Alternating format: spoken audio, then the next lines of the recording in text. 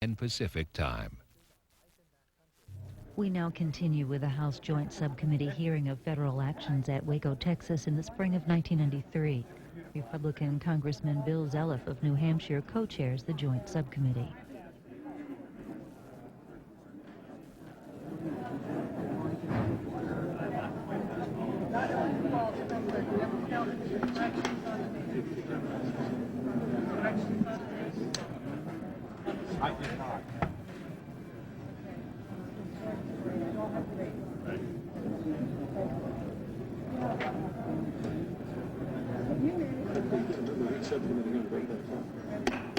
This hearing of the joint subcommittees will come to order. At this time, I would like to call the witnesses for Panel B, who've been waiting quite a while for the opportunity to have this hearing, and we apologize for the wait, gentlemen. I will call you in the order they're on my list, but obviously you found where the name tags are down there. And then I will swear you collectively afterwards. Ambassador H. Allen Holmes. Ambassador Holmes is the Assistant Secretary of Defense for Special Operations and Low-Intensity Conflict. The Defense Department's Counter-Drug Policy Office falls under his leadership. Mr. Holmes previously served as Ambassador to Portugal and as Ambassador at Large for Burden Sharing. Master, let's see, if I get this right, M.G. John M. Pickler, U.S. Army Major General. John Pickler was the commander of Joint Task Force 6, the military counter-drug force along the southwest border. Brigadier General Michael Huffman, United States Army, is the Army's Assistant Judge Advocate General for Civil Law. As such, he is the second highest ranking lawyer in the United States Army. Chris Crane is a Special Project Coordinator with the United States Army Special Operations Command at Fort Bragg, North Carolina. Lieutenant Colonel Lindley, Philip Lindley, was the former Deputy Staff Judge Advocate for the United States Army Special Forces Command at Fort Bragg, North Carolina. Major Mark Petrie, United States Army, was formerly attached to the 3rd Division, 3rd Brigade of the Army Special Forces Group at Fort Bragg, North Carolina. Staff Sergeant Steve Fitz, United States Army. Let's see who else we've got here. Staff Sergeant Robert Moreland and Sergeant First Class Chris Dunn were each attached to the United States Army's 3rd Special Forces Group at Fort Bragg, North Carolina in early 1993. I know you all are already standing. If you'd raise your right hand, I'd like to swear you in. Do you solemnly swear or affirm that the testimony you're about to give will be the truth, the whole truth, and nothing but the truth? I do. Please be seated, gentlemen. Let the record reflect that all of the witnesses answered in the affirmative. Before we begin the questioning of this panel, I'd like to announce that due to the changes of the rules of what we wanted to do today, because we did not get the unanimous consent this morning, we're now under the 5-minute rule, that we will have to drop from today's schedule the final or 4th panel, and we have been notifying those panel members of that fact. We will resume the hearings after the completion of today's testimony from this panel and Panel C in the morning with this panel that is dropped from tonight. It will mean also that the schedule will slip for those of you following what we have, and the scheduled panel, 2nd panel for tomorrow, not the 1st but the 2nd, will be moved to the beginning of the week on Monday morning when we resume these hearings. And we believe that by that time we'll be back on schedule and hope that it all works well. At this point in time, under the 5-minute rule, the chairman would normally begin the questioning. I yield my 5 minutes for that purpose to Mr. Booyer. Thank you, Mr. Chairman. I'm not able to see these names all very well. If someone could help me out. Are you guys leaning forward? Just turn them this way a little bit so I can see. Thank you. Let me first begin a line of questioning with Brigadier General Huffman. Earlier in an opening I gave this morning with regard to the Posse Comitatus Act, just to refresh my colleagues' memories, the Posse Comitatus statute is a criminal statute that states that it's a crime to use any part of the Army or Air Force to enforce the laws of the land unless authorized by Congress or the Constitution. Is that your understanding, General Huffman? Yes, Congressman. If you would, please, your microphone. Is that your understanding of the Posse Comitatus? Yes, Congressman. That's a basic reading of the Posse Comitatus Act. If I may interrupt for 1 second, Congressman, to say that I have submitted a written statement outlining the provisions of the Posse Comitatus Act, which I believe has been provided to all of you, and I would ask if that could be made a part of the record. I would like to ask all the witnesses to note that even though the mic may be near you, you'll need to direct it to you. Since we don't have enough for everybody, turn it as, of course, is your turn to answer. Thank you very much. Sir. I would also note that Section 375 here of Title 10 prohibits military personnel from conducting search, seizure, arrest or other similar activity unless authorized by law. You're also familiar with that section, are you not, General? I am, Congressman. Thank you. These statutes, the posse comitatus and this, they apply only to the active duty military and not to the National Guard when under state control. Is that correct? Yes, sir. The National Guard, as I understand also, they have 3 separate statuses under the law. Would you please briefly explain what they are and whether the Guard comes under the posse comitatus statutes under each of those? 3 potential statuses for the National Guard. One is Title 10 status, that's active duty when they are basically federalized. If that is the case, the Posse Comitatus Act does apply to them. Title 32 status, a state active duty status, which would not leave them under the Posse Comitatus Act. In Title 32, for example, where they're being funded by federal funds, counter-drug funds. Last, pure state status, in which the Posse Comitatus Act does not apply to them either. Are you familiar with an after-action report by the Texas National Guard? Have you ever seen the after-action report? I have not seen the complete after-action report. No, Pardon? Sir.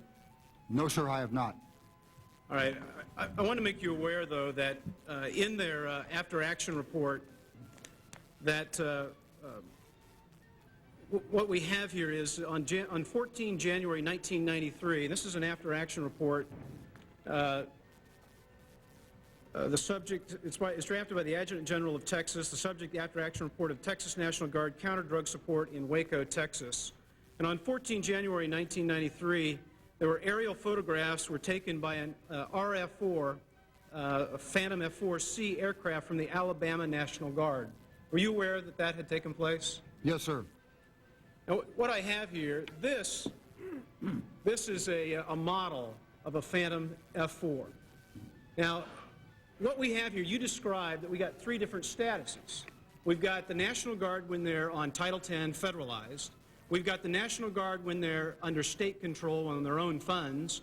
And then we have that middle status when we have the Texas National Guard under state control using federal funds in support of a federal mission. And that's what we had at Waco, did we not? Was the middle. The National Guard was, yes, being paid with federal funds under Title 32. But under state control. Under state control, correct. Claiming to be outside the Posse Comitatus Act. By law, being outside the Posse Comitatus Act. Yes. So what we have here, ladies and gentlemen, is we've got this statute, a matter of policy of our land, to try to keep a separation between military and local law enforcement. But now what we've learned is that there are also memorandums of understanding between governors. So what we have is the Adjutant General in Texas getting on the phone and calling Alabama, and Alabama sends an F-4 across state lines from Alabama into Texas. Now, my question to you, General, does this begin to ask questions of, are we talking about violations of Posse Comitatus or not? Or are we into such of a gray area here that it's really understandable why the American people are beginning to say, gee, why is the military involved in this one? Taking the last part of your statement first, if I could, Congressman, it is easy to understand why the American people, laypersons watching aircraft with U.S. Army or U.S. Army National Guard don't make that differentiation, nor should they have to. It's our responsibility to stay within the law. The second part of the question is your address to this action as being in a gray area. Certainly in this statute, as in all other statutes that the courts have interpreted, there are some gray areas, but this is not one of them, Congressman. It is clear that the Posse Comitatus Act does not apply to National Guard forces who are under state command and control, and that was the case here. Thank you. Mr. Boyer's 5 minutes is up. Mr. Schumer's just walked in. Shall I give it to Ms. Thurman? Ms. Thurman, you're recognized for 5 minutes.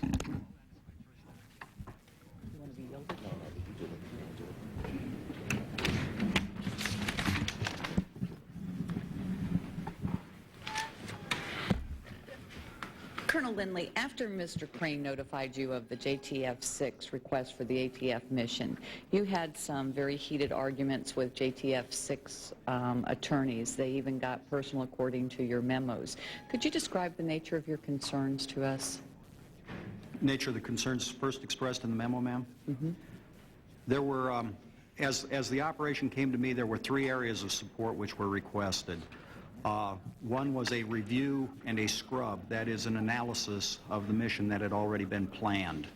The second area that we were requested for support included medical coverage in close proximity to whatever location this was. I didn't know at the time any of this was related to any sort of activity. It was a normal JTF-6 mission as far as it came down. The third thing was requesting assistance in developing rehearsal sites and constructing those rehearsal sites. The first 2 issues that came up, the review and the scrub of the operation plan, centered on the team that was present out there and the review of a discriminating fire plan. The second issue dealt with the medical personnel that were present there and being directly involved in potential searches of individuals coming through in the collection of evidence, as well as some liability issues associated with the treatments of the civilians, if you will, that were on the objective. So do you believe your concerns were resolved? I mean, or how were they resolved? Or, I mean... Ma'am, they were resolved satisfactorily by the time all this got done. Okay. Sergeants Moreland and Dunn, let me just give you an opportunity here. It's come to my attention that there have been some statements made in some, I don't know, do you call these tabloids, whatever they're called? I don't know, whatever, that you were there or there were you had something to do this. And did you provide any assistance to the ATF that went beyond the orders that you were given? No, ma'am, I did not. Have you been trained in close quarters combat, and did you provide this training to the ATF? No, ma'am, I did not. And did you in any way provide illegal assistance to the ATF during this raid? No, ma'am, I did not. And were you in Waco at the compound on February 28, 1993? No, ma'am, I was not. Okay. And if I could have Sergeant Dunn answer the same questions. I was not in Waco, ma'am. I did not teach CQB either. And you didn't provide any illegal assistance or... No, ma'am. Okay. General Huffman, let me ask you, what kind of evidence would you have to have to come in on posse comitatus? I mean, what kind of evidence would somebody have to give you, do you think, to be able to go or to provide your services or whatever? I mean, is there something written? Is there, I mean, what kind of evidence would they give you? Are you asking, ma'am, what procedure is going through when someone makes a request for equipment or support that might have a Posse Comitatus Act issue involved in it? Yes, sir. There are various levels of approval of this type of support depending on what kind of support is being asked for. I think I would like to defer this question, if I could, to Ambassador Holmes. That would be fine. No, that's not. I'm just what we would do with it. Would you like me to take this question? Yeah, I think you should take the question. Ambassador Holmes thinks I should take the question, which... Well, I can tell you one thing. I can't answer it. That's why I'm asking. And, I think it's a wonderful idea, and I will try to answer it. Now, the level of support depends on what's being asked. The type of evidence, to use your term, you would need to determine whether the support requested was legal or not would depend on what kind of support is being requested. Some type of equipment can be approved at a very low level on a mere request by another federal agency that they need this to get their job done. Lethal equipment requires a much greater showing and a much higher level of approval. It's a fairly common sense, I guess, approval process, but it has a lot of different elements to it. I know. Thank you. Mr. Zelloff for 5 minutes. I'll be happy to yield my 5 minutes to Mr. Boyer. Maybe not. Thank you, Mr. Zelloff. I'm going to go back to General Huffman for just a second. General, in fact, isn't it true that as long as the military does not become directly involved in search, seizure, arrest, that really military personnel can actually provide a lot of this equipment, facilities, training, and advice, and there isn't necessary to be this drug nexus? That is correct, Congressman. Both the Posse Comitatus Act itself and 10 U.S.C. sections 371 through 381 enacted by Congress in 1981 allow the provision of many different kinds of support to civilian law enforcement agencies by the military: training, equipment, expert advice. And the principal prohibition, as you mentioned, sir, is that the military is not to be involved in arrest, search, or seizure, or similar activities such as a stop and frisk.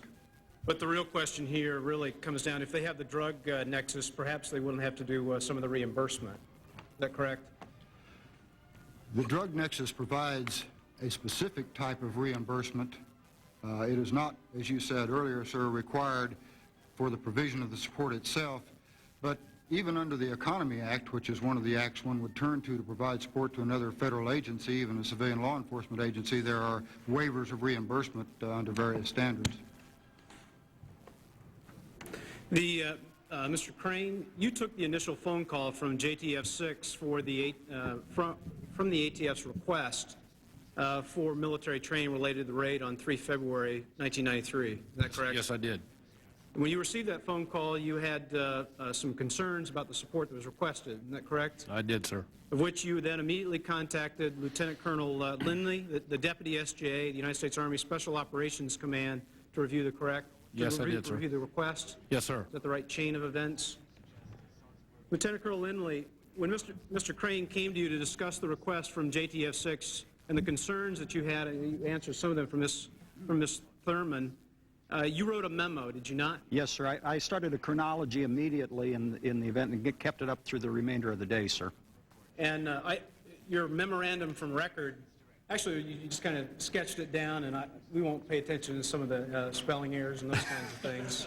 It's just really, you're getting it down for the record. Sir, right? just contemporaneous notes recorded as the events occurred. Yes, sir. Colonel Lindley, you're going to need to put that mic over in the I'm sorry, it's sir. opposite direction. It's not your fault, but you're talking to the Mr. Boyer, and Mike wasn't there. I'm sorry, Mr. Chairman. I would ask that your memorandum be submitted for the record if there are no objections. Admitted.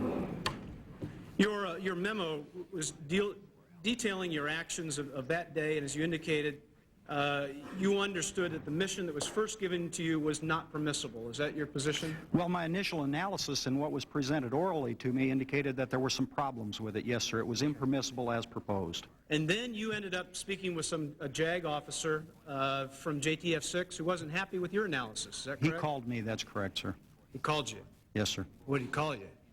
Wasn't too happy with your analysis, right? He wasn't particularly enamored with it, no, sir. Wasn't enamored with it. All right. But he didn't persuade you to change your legal analysis, did he? No, sir. What ended up happening was they ended up changing the request, did they not? I subsequently understood that. I never saw any subsequent requests, sir. I was involved in this thing for one day, and that was it, sir. Okay, so you didn't end up seeing an operations order later on? No, sir. I'm sorry. No, I did not. Well, you should know that it was scaled back tremendously, and you're to receive a lot of credit for having saved the face of the military, and to your compliments, sir. Let me jump over to General Pickler. You were the commanding general of JTF-6 at the time, and the command specifically designed to provide the military support to law enforcement and the war on drugs along the southwest border of the United States. Is that correct? Yes, sir, that's correct. And in order for soldiers under your command to provide support for law enforcement, your command needed a drug nexus. Is that correct? That's correct, sir. When ATF came to you and said that there's this methamphetamine lab on the compound, did you just accept it on its face value, or did you do some kind of analysis? And if there was an analysis, what was it? JTF-6 has, of course, had no reason to doubt the legitimacy of the drug operation, and we do not routinely question the veracity of credentialed officials for duly constituted law enforcement agencies. However, in this particular case, there were a couple of meetings during which the drug connection was discussed. One of those meetings was on the 2nd of February at Operation Alliance, which was the coordinating center for federal, state, and local law enforcement agencies within the southwest border region, through which all requests for DOD support were channeled. And on the 2nd of February, there was some evidence of drug connection mentioned. Several things came out in that meeting and came out in a meeting that was conducted by the ATF in Houston, at which my JTF-6 J3 plans officer, Lieutenant Colonel Jan Berthold, Major Mark Petrie, and several of his individuals attended in Houston on the 4th and 5th of February. The actual call that was made to Mr. Crane was made during the course of events when the existence of the request coming from Operation Alliance, instead of going to the Regional Logistics Support Office for simple equipment, Operation Alliance had 4 entities through which they could funnel request: JTF-6, the Regional Logistics Support Office, the National Guard, or NORAD, depending upon the nature of the request. Initially, the request itself from ATF went to the Regional Logistics Support Office. When it became evident that they might not be able to provide all that was asked for and that more was involved, ATF contacted JTF-6. And then we went through our systematic review process. We coordinated with the parent headquarters of Major Petrie, which was the 3rd Special Forces Group. We laid out for the 3rd Special Forces Group the kinds of things that ATF was talking about. This was my approved execute order didn't occur until about 17 February, some 2 weeks later, and during an extensive and a comprehensive review process. So that the coordination with Mr. Crane and his coordination with the legal officer in 3rd Special Forces Group was a natural part of that comprehensive review process. I know my time has just expired. Is the operations order that Mr. Zelf had placed in the record, that was your operation order? Are you familiar? The one on 17 February 2145 Zulu, I believe, is the execute order that may be the one in record. We'll look into that. Clarify that. Mr. Boyer, your time is up. Mr. Schumer, you're recognized for 5 minutes. Thank you very much, Mr. Chairman. I want to thank the fine gentleman here from the military for being here, and I would say that I'm glad you're here because a lot of the mistruths that have floated around that came out from this article, The Soldier of Fortune, which I think a lot of my colleagues are asking questions about and may have been the blueprint for why you folks were called, can be debunked. I mean, just the question that my colleague Ms. Thurman asked. In Soldier of Fortune, in this article that alleges all these things, it says, you two, Sergeants Moreland and Dunn, were down there, and you obviously weren't, and there are travel vouchers to prove it. And this is one of the problems some of us have in the way these hearings may have been conducted, because you get an article from this kind of magazine, not known for its veracity, and then it becomes just played about again and again. But the good news is at least we get a chance to answer questions and set the record straight. Following along that line, I'd like to ask a few questions to you, Major Petrie. Am I pronouncing your name correctly, sir? Petrie? Thank you.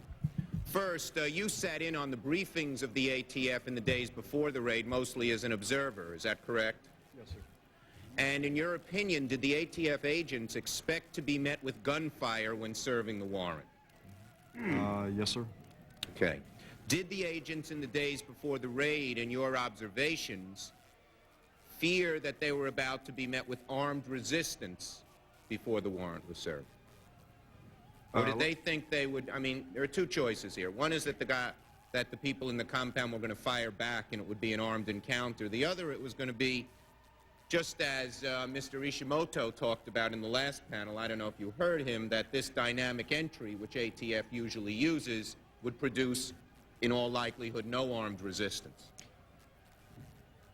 What I mean by my answer is that ATF was planning for that contingency, that in case they would meet some sort of armed... But what did they think the likelihood was? That's my question.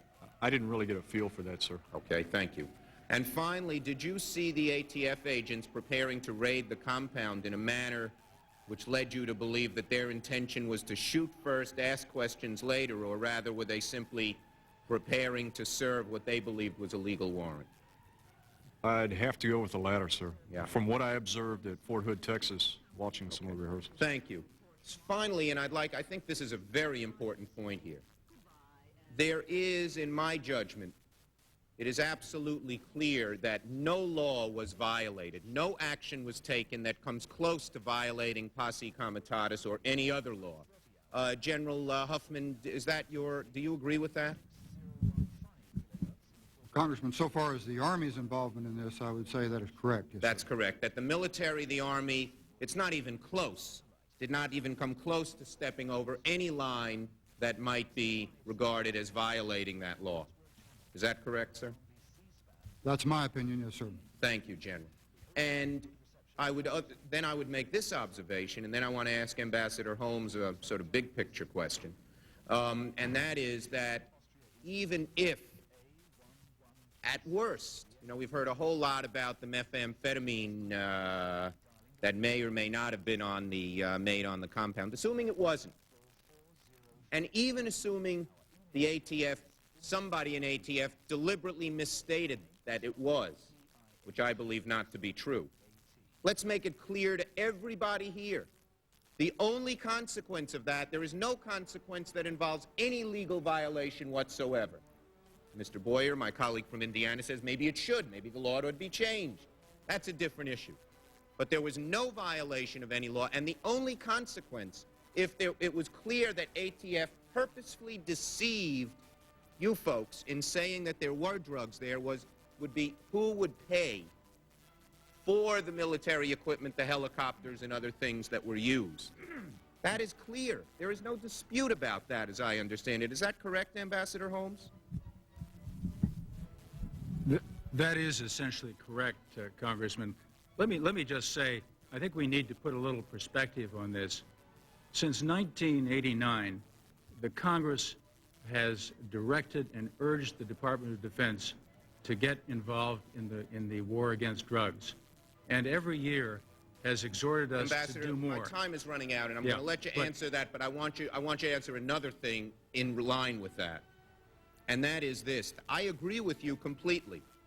I dismiss as out of hand the kind of paranoid complaints that sees the military as a sinister tool taking over America. It's my judgment we're paying hundreds of billions of dollars for military types of activity. As long as people are not making arrests on the street, as long as they're not involved in civil law enforcement, but giving advice, helping other agencies do their job, in the drug area for sure, and even in the non-drug area, it makes eminent sense with all the money we're spending for the military. What is your view, Ambassador? Everything that we are doing in that regard is according to statute, and every official that carries out a request has very clear delegated authority from the Secretary of Defense's statutory authority. And finally, you know of no law that was broken in any of these activities, I know of no law that was broken. Didn't even come close, did it? I know of no law that was broken. Thank you. Thank you, Mr. Schumer. I next recognize Mr. Hyde. Thank you very much. I just want to comment briefly on my friend from New York's triumphalism at learning that the Soldier of Fortune article contains a lot of nonsense. Don't deny us a share in that triumphalism. The beauty of the hearings are to bring that out, and to bring it out for the country to see and to know what are myths and what is reality. So I would think the gentleman would cheer that we're having these hearings and we're all getting an opportunity to hear authentically what the facts are. Well, as I said, it's a half cheer, Mr. Chairman. Well, I'll try to get you up to a full cheer. And having elicited from you the concession that these hearings do have some merit and that all any of us wants is the truth, and we're getting it, and I welcome it, I yield what time I have left to Mr. Boyer. Thank you, Mr. Hyde. It's always interesting that sometimes members always like to talk about conservative conspiracy theorists, and nobody recognizes that there are liberal conspiracy theorists. And they try to think that, well, if in fact there's a panel, it must be a panel because of some Soldier in Fortune type magazine. I've never even read the article. I've never seen the article.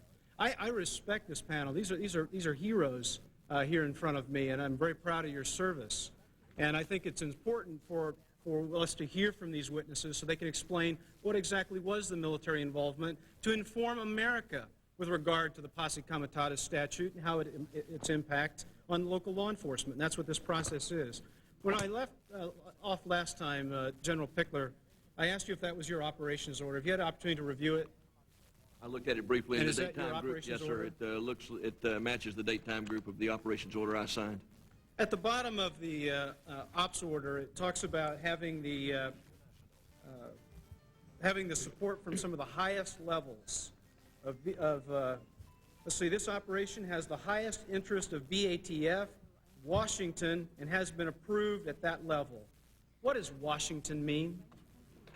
Sir, in my opinion, the original support request that came into the rapid support, or correction, to the regional logistics support unit had a heading from the Washington office of the Bureau of Alcohol, Tobacco, and Firearms. And my recollection of the events included the fact that in addition to the ATF representative at Operation Alliance, who was one of the 4 senior representatives of that organization, it also had endorsement at the Houston office as well as Washington, because all of those appeared to be involved with the request itself. All right, you were when I read your op order, there's a lot of mention about the drug nexus, methamphetamine lab. I take it from your testimony earlier, you accepted another federal agency at face value, and it's not your job to question them. Is that kind of the? That's correct. All right, so when you accept on your face value, but although you were concerned because of some counsel that was provided by this by Lieutenant Colonel Lindley, and perhaps your own counsel at the time, and it scaled back. And so what I noticed, you were concerned with your personnel becoming too involved with the training of ATF, and is that why your execute order issued on February 17, 1993, indicated that the RSU would provide only tactical, which is company level, communications training, emergency medical evaluation training, pickup zone, landing zone training, and tactical vehicle dismount training, as well as a range control support. You wanted to narrow it, is that correct? We wanted to narrow it, that's correct, sir, due to the comprehensive review process and the systematic approval process that we go through prior to the approval of the execute order. That's correct. All right, thank you. Major Petrie, you received this execute order from JTF 6 to execute the training at Fort Hood, Texas, did you not? Yes, sir. And did that order include reference to an active methamphetamine lab? I don't recall, sir. You don't recall? We'll give you an opportunity to read it. Sergeant First Class Fitz, at the time, did you receive an order from Major Petrie to go out and do a study on how to take down a methamphetamine lab? So we were directed to go out and do research on the dangers of entering a methamphetamine lab. And how long did your research, how long did that take? Approximately 3-4 days. 3 or 4 days, and you wrote a paper. What did you do? Did you write a paper? Myself and another medic wrote a paper and presented it to Major Petrie. All right, I see my time has expired. We'll come back to this. Mr. Scott, you're recognized for 5 minutes.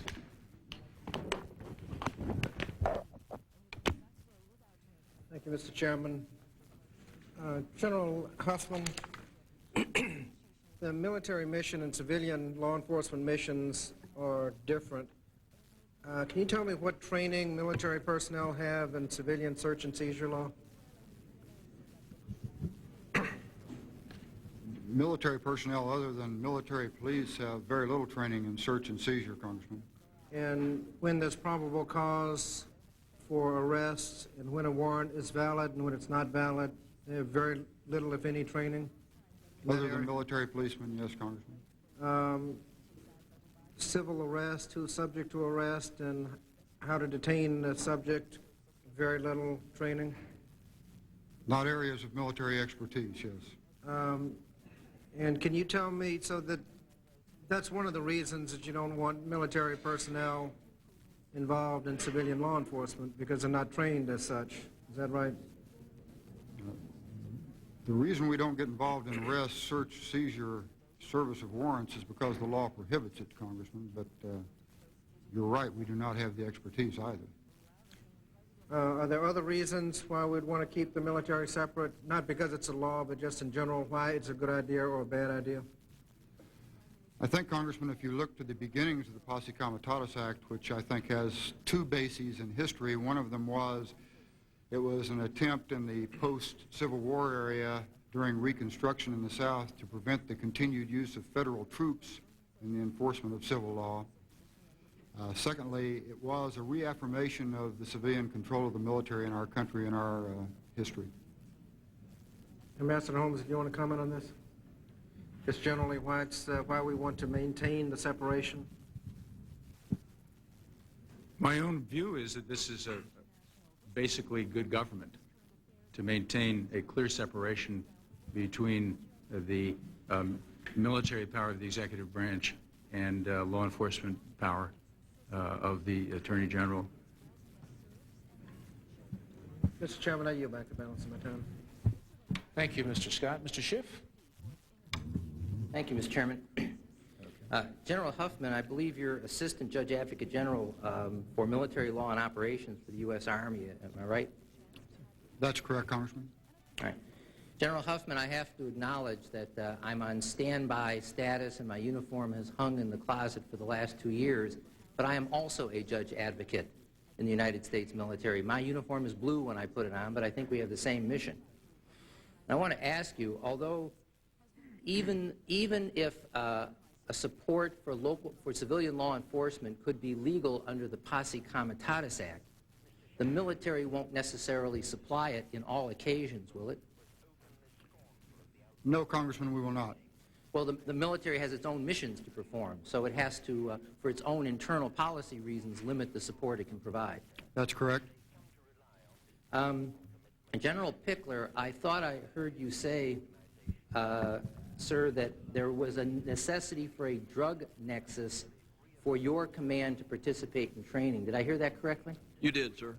All right. Why was there a requirement in your command for a drug nexus to exist? The mission of Joint Task Force 6 is to plan and coordinate DOD Title X support to federal, state, and local drug-related law enforcement agencies within the southwest border region. And you were the commander of Joint Task Force 6 at that time? Yes, sir, I was. Are you still the commander? No, sir, I've had 2 assignments since then. I'm sorry, did I let you finish your... I've had 2 assignments since then. No, I'm sorry. You were explaining why the drug nexus had to exist for Joint Task Force 6. Yes, sir, that was the reason we were constituted. That was our mission. It was a drug-related mission? Absolutely, sir. All right.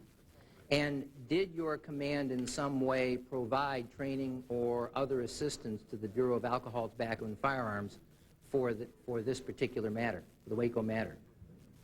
We provided the support that's outlined in the execute order in terms of the medical support, the communication support, and so forth prior to the events of Waco in a category we call general support to law enforcement. Yes, sir. And you would not have provided that support if there had not been a drug nexus? JTF 6 or one of its tactical control units would not have provided that support, sir. So what information did you receive that persuaded you that there was a drug nexus in this case for you as commanding officer to provide that support? I received several reports of that nature, both from the people who attended the meeting on 2 February, from the people who attended the meeting on 4 February in Houston, and subsequently in the process of developing their presentation to me for my approval of the execute order. Evidence of that nature included the fact that certain members of the Branch Davidian group had previous drug-related activities, that precursor chemicals may have been involved there on the site, some pictorial evidence of the fact that a methamphetamine lab was alleged or possibly... pictorial evidence?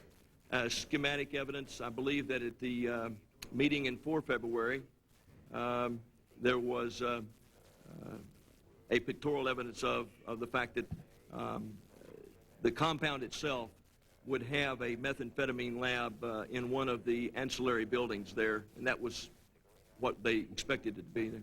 My time is almost up, so excuse me for interrupting, General, but who is giving you this information? We had the information from the Bureau of Alcohol, Tobacco, and Firearms and the Operation Alliance in their support request, where they submitted it through the Military Support Working Group, their duly constituted working group, to provide and coordinate that request to Joint Task Force 6, gave a statement in there that said that there would be characterized the organization as an extremist type organization believed to be involved in the manufacture of methamphetamines or words to that effect. And that is originating with Bureau of Alcohol, Tobacco, and Firearms? Yes, sir. To the best of my knowledge, it is. My time is up, Mr. Chairman. Thank you. Thank you very much. Ms. Jackson-Lee. Thank you very much, Mr. Chairman. There are a few operations down at this end of the table that I'm trying to maneuver, and that is these microphones. I hope my time allows me to get them maneuvered correctly. They're kind of stretching over. Clock and say either you may ask him or I will. I think Ambassador Holmes wanted to make a comment. I won't charge to you. Ambassador Holmes. I will ask the ambassador a question, Mr. Chairman, and you can go ahead and yield the time initially, and then I'll be more than happy. Go ahead, Ambassador. Thank you, Mr. Chairman. I think it's important to emphasize that Operation Alliance is composed of all of the federal, local, and state law enforcement agencies involved in the counter-drug war. And it receives, JTF-6 receives 600 or 700 requests a year. These are vetted by Operation Alliance. And on that board, the senior members are the Drug Enforcement Agency, ATF, Customs, and Border Patrol. And so when JTF-6 receives these requests from that duly constituted board, it's not their role to second-guess any connection with drugs. Thank you, Ambassador. You may now proceed, Ms. Jackson. Chairman, thank you very much. I have made a commitment in beginning my questions as to reemphasize the importance of these hearings because, of course, lives were lost, and we've made a commitment to try and ensure that that doesn't happen again, at least under these circumstances. So, Ambassador, I want to just recount for you the information that I have about the assistance that might have been given, that was given, provision of training facilities and equipment, aerial reconnaissance missions, the use of helicopters during the raid, and advice concerning ATF's medical and communications plan. This is a summary out of the Treasury report. Is any of that in contrary to what the policy is with respect to assistance, if asked, by a civilian agency of the military? Is any of that inconsistent? No, it's not. Can you expand as to whether any other kind of assistance could be given? The Department of Defense has had a broad mandate of authority from the Congress to provide support, and I emphasize support, to law enforcement agencies involved in combating illegal drugs. These requests come in, they're vetted, they're looked at. They can be requests for equipment, for technical assistance, for training. But this is not out of the ordinary, but the list that I just recounted for you is certainly not out of the ordinary. This is one of 5 programs in the Department of Defense's counter-drug program, which is part of the national program. Appreciate it. This is about 3:30 in the afternoon, and maybe a little levity is allowed. I'm going to just say to B.G. Pickler, I was going to call him Big Guy, but I assume it's Brigadier General, and I wanted to make sure I had the right title. Ma'am, it's Major General. Thank you. It's Major. That's your initials. So I shouldn't call you Big Guy Pickler. That's... At the time, I was a Brigadier General. Right. Somebody saw fit to promote me, sir. Thank you. I just wanted to make sure that I had the right title for you, and it is now Major? Yes, ma'am, it is. Major General. I just wanted to make sure that I corrected that. Let me, and I'll have a question for you. Lieutenant Colonel Lindley, let me thank you for making the system work. As I understand it, you asked some additional questions on having the opportunity to review some of the requests being made. Is that my understanding? Right now, this is the second time it's been said. The reason the system worked is because of the Special Forces soldier who was out there that questioned the tasking that was being submitted. And they had the foresight, they had the knowledge and the training ahead of time to go out there and raise these issues. And the real people you thank are the soldiers that were out there in the field. Let me say to you that you now reinforce my point even more, because that was the line officer out in the field making the assessment. Let me ask you then, either based upon the line officer's assessment and then your ultimate participation, would you think that any of the requests, and I include things like reconnaissance missions, the use of helicopters during the raid, advice concerning ATF's medical and communications plan, did that suggest to you ways to kill better or to make the operation work if it was to go through? Ma'am, it was a support role as far as the first part of your question, killing better. That's well, not let me, relevant to- it's a shocking question, and you're hesitant to answer because you're not sure what I'm trying to get at. Would these support opportunities be offered to ensure that a raid, if it occurred, would be effective and the least amount of lives would be lost, or would it be to do quite the contrary, ineffective and lives to be lost? Would you think that all of this that was asked of you would help to ensure less lives were lost? I think a basic tenet of anybody in government service is to preserve life, and I think that this would support that concept, ma'am. Let me go on. Thank you very much. Let me go on to the Judge Advocate, if I might, and query you again about the question of the separation of military and civilian. I might guess that you might have been trained at the University of Virginia Law School, or? Judge Advocate General School at the University of Virginia, yes. And I can't join in with Congressman Schiff, but I don't have a uniform, but I am able to practice before the U.S. Military Court of Appeals, so I may have some standing here. I think it's important to try to understand why we separate out the civilian responsibility and the military assistance. Could you say for the viewers and listeners and those of us who are trying to get to the bottom line of what happened, it is a difference between dominance or dominating the civilian community versus providing assistance, that we are trying to keep a certain degree of separation so that we're not a nation dominated, run by, controlled by the military, but yet you are allowed to assist when necessary under, of course, the certain laws that we have. Yes. Would you expand on that, please?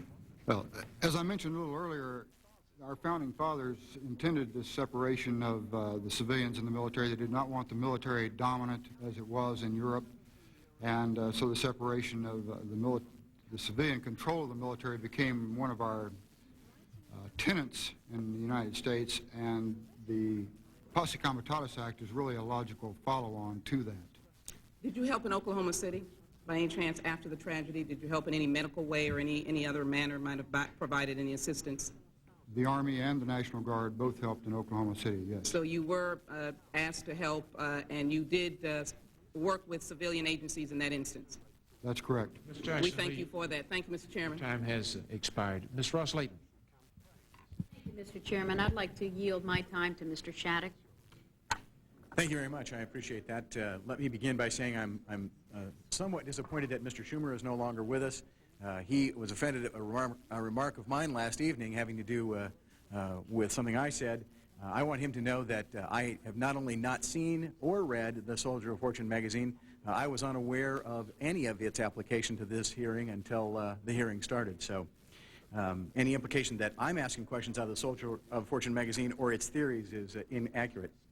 General Pickler, let me begin with you and with, if I might, with the operational order. This is the order that Mr. Booyer was asking you about, and it's the order which has, in I believe the second or third sentence, this operation has the highest interest of BATF, Washington, and has been approved at that level. Page 2 of that order contains a sentence which I think is a good lead-in for where I want to ask some questions. About the third sentence says, intelligence indicates that an active methamphetamine lab and deliveries of the required chemicals to produce the substance of methamphetamines. So I guess it means the presence of those things. Intelligence in the military can mean military intelligence. I presume from your earlier testimony that this is not military intelligence that indicated that. You're absolutely right, sir. It was not military intelligence, and that's one of the reasons that we don't question the duly constituted law enforcement, because that could lead us down the path in violation of Executive Order 12333 to the prevention of military surveillance or intelligence oversight of U.S. persons. And so we do not become involved in that kind of activity, sir. And so the intelligence was law enforcement related only. And it would be of concern to you, would it not, if that intelligence were false or fabricated or based on information that was years old and clearly no longer valid? Yes, sir, it would be of concern to me, but I had no reason to doubt it. Okay. Mr. Crane, do you sometimes become concerned about that intelligence being inaccurate? And specifically, I'm referring to a fax memo in which there's a handwritten note at the bottom of it. Says, to reinforce SOF resistance to potential cheating, which seems to recur at JTF 6. Are you familiar with that language? I'm not, sir. I'd like to see the memo if possible. Do you know what the word cheating would mean in the context of the intelligence you receive in order to determine if there is a drug nexus? Up until last Tuesday, I did not, but yes, sir, I do now. Would you explain to the committee what it means? Cheating would mean, in this context, a federal agency lying to another federal agency to obtain support, sir. Yeah, that would concern me significantly. Lieutenant Colonel Lindley, let me turn to a different topic. There became a point in time, as I understand from your testimony, when you became concerned about this training mission and its involvement with methamphetamine and a methamphetamine lab. What dangers do you know to be associated with the methamphetamine lab? Well, first of all, it was a methamphetamine lab from the beginning. That was the representation from the beginning. That's correct. And for a number of different aspects, backing away for a moment from the law, just the physical characteristics of methamphetamine production and the dangers in the chemicals. There's ammunition considerations. If the medics were down there, the potential difficulties with an explosion of an ongoing methamphetamine lab. You can't simply shut one off. The second side of it was that the obvious production of tagnants and other evidence that would be present within the area that could be impregnated within the clothing would get the soldiers themselves involved in the physical collection of evidence. Okay. And indeed, it's an extremely dangerous circumstance or situation, isn't it not? Absolutely, sir. The field officer that you're talking to me about, was that Major Petrie? Was he the one on the field who raised these concerns and discussed the issue of methamphetamine with you? Sir, Mr. Crane next to me was the one who received the phone call. I believe it was Major Ballard who talked to him first, the special operations rep out at JTF 6. I subsequently talked to Major Petrie. And did you explain the dangers of a methamphetamine lab to Major Petrie? I raised that as one of the many issues that we were discussing, yes, sir. Okay, and Major Petrie, once that had been raised with you, as I understood it, you took action with regard to those dangers and with regard to that issue in this matter. Is that right? Sir, we were a little ahead of that game. Okay. Tell us where you were. When we had first heard about the potential or the possibility, Major Ballard, as the operations officer for the RSU, was my link on a daily basis to General Pickler and JTF 6. We were continually talking, continually sharing information. He's also very familiar with RSU operations as the operations officer. Roughly about January, when I was first given an indication, about mid-January, when I was first given an indication that something was up, that something was coming down, a few noted points were coming out. One of those was methamphetamine. In terms of a laboratory being part of this objective for this, as at that time, an unnamed LEA, law enforcement agency.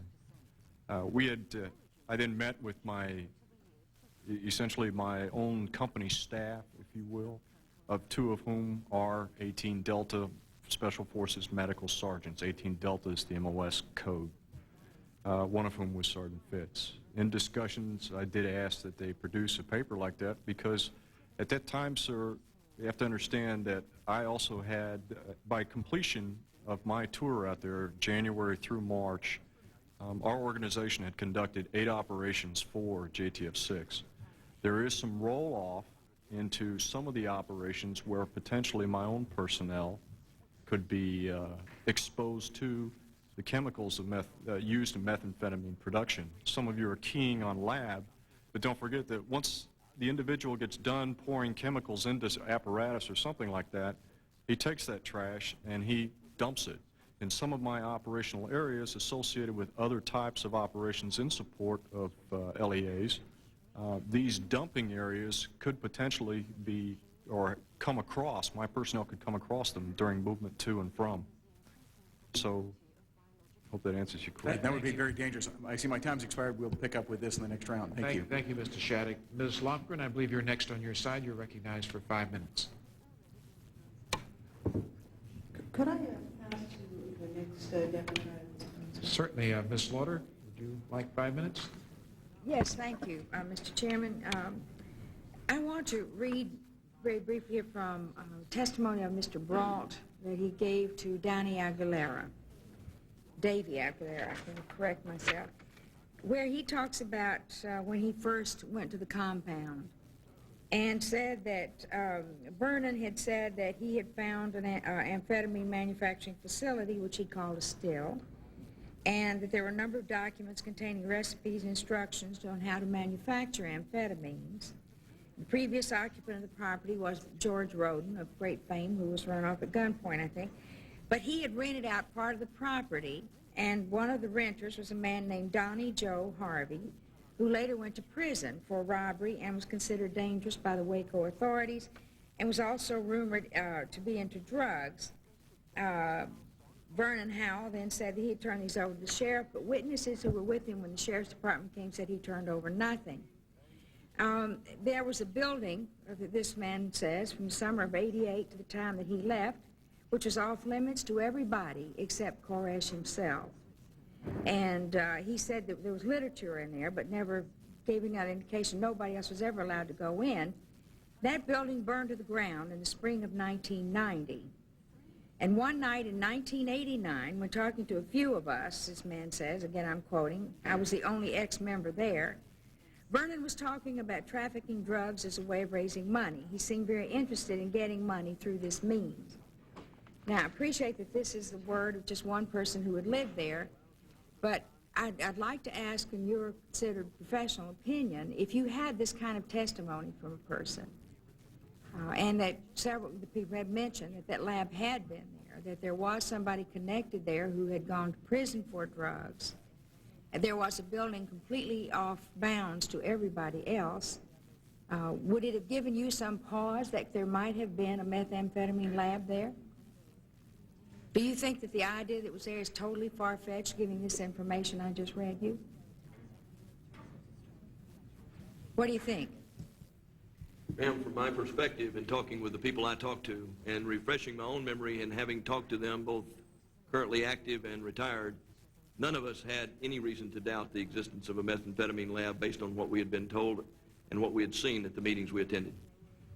The previous panel this morning said that they saw no earthly reason to think that there was one there. Is it your opinion that it was something that needed to be considered before serving this warrant and something to search for on those premises?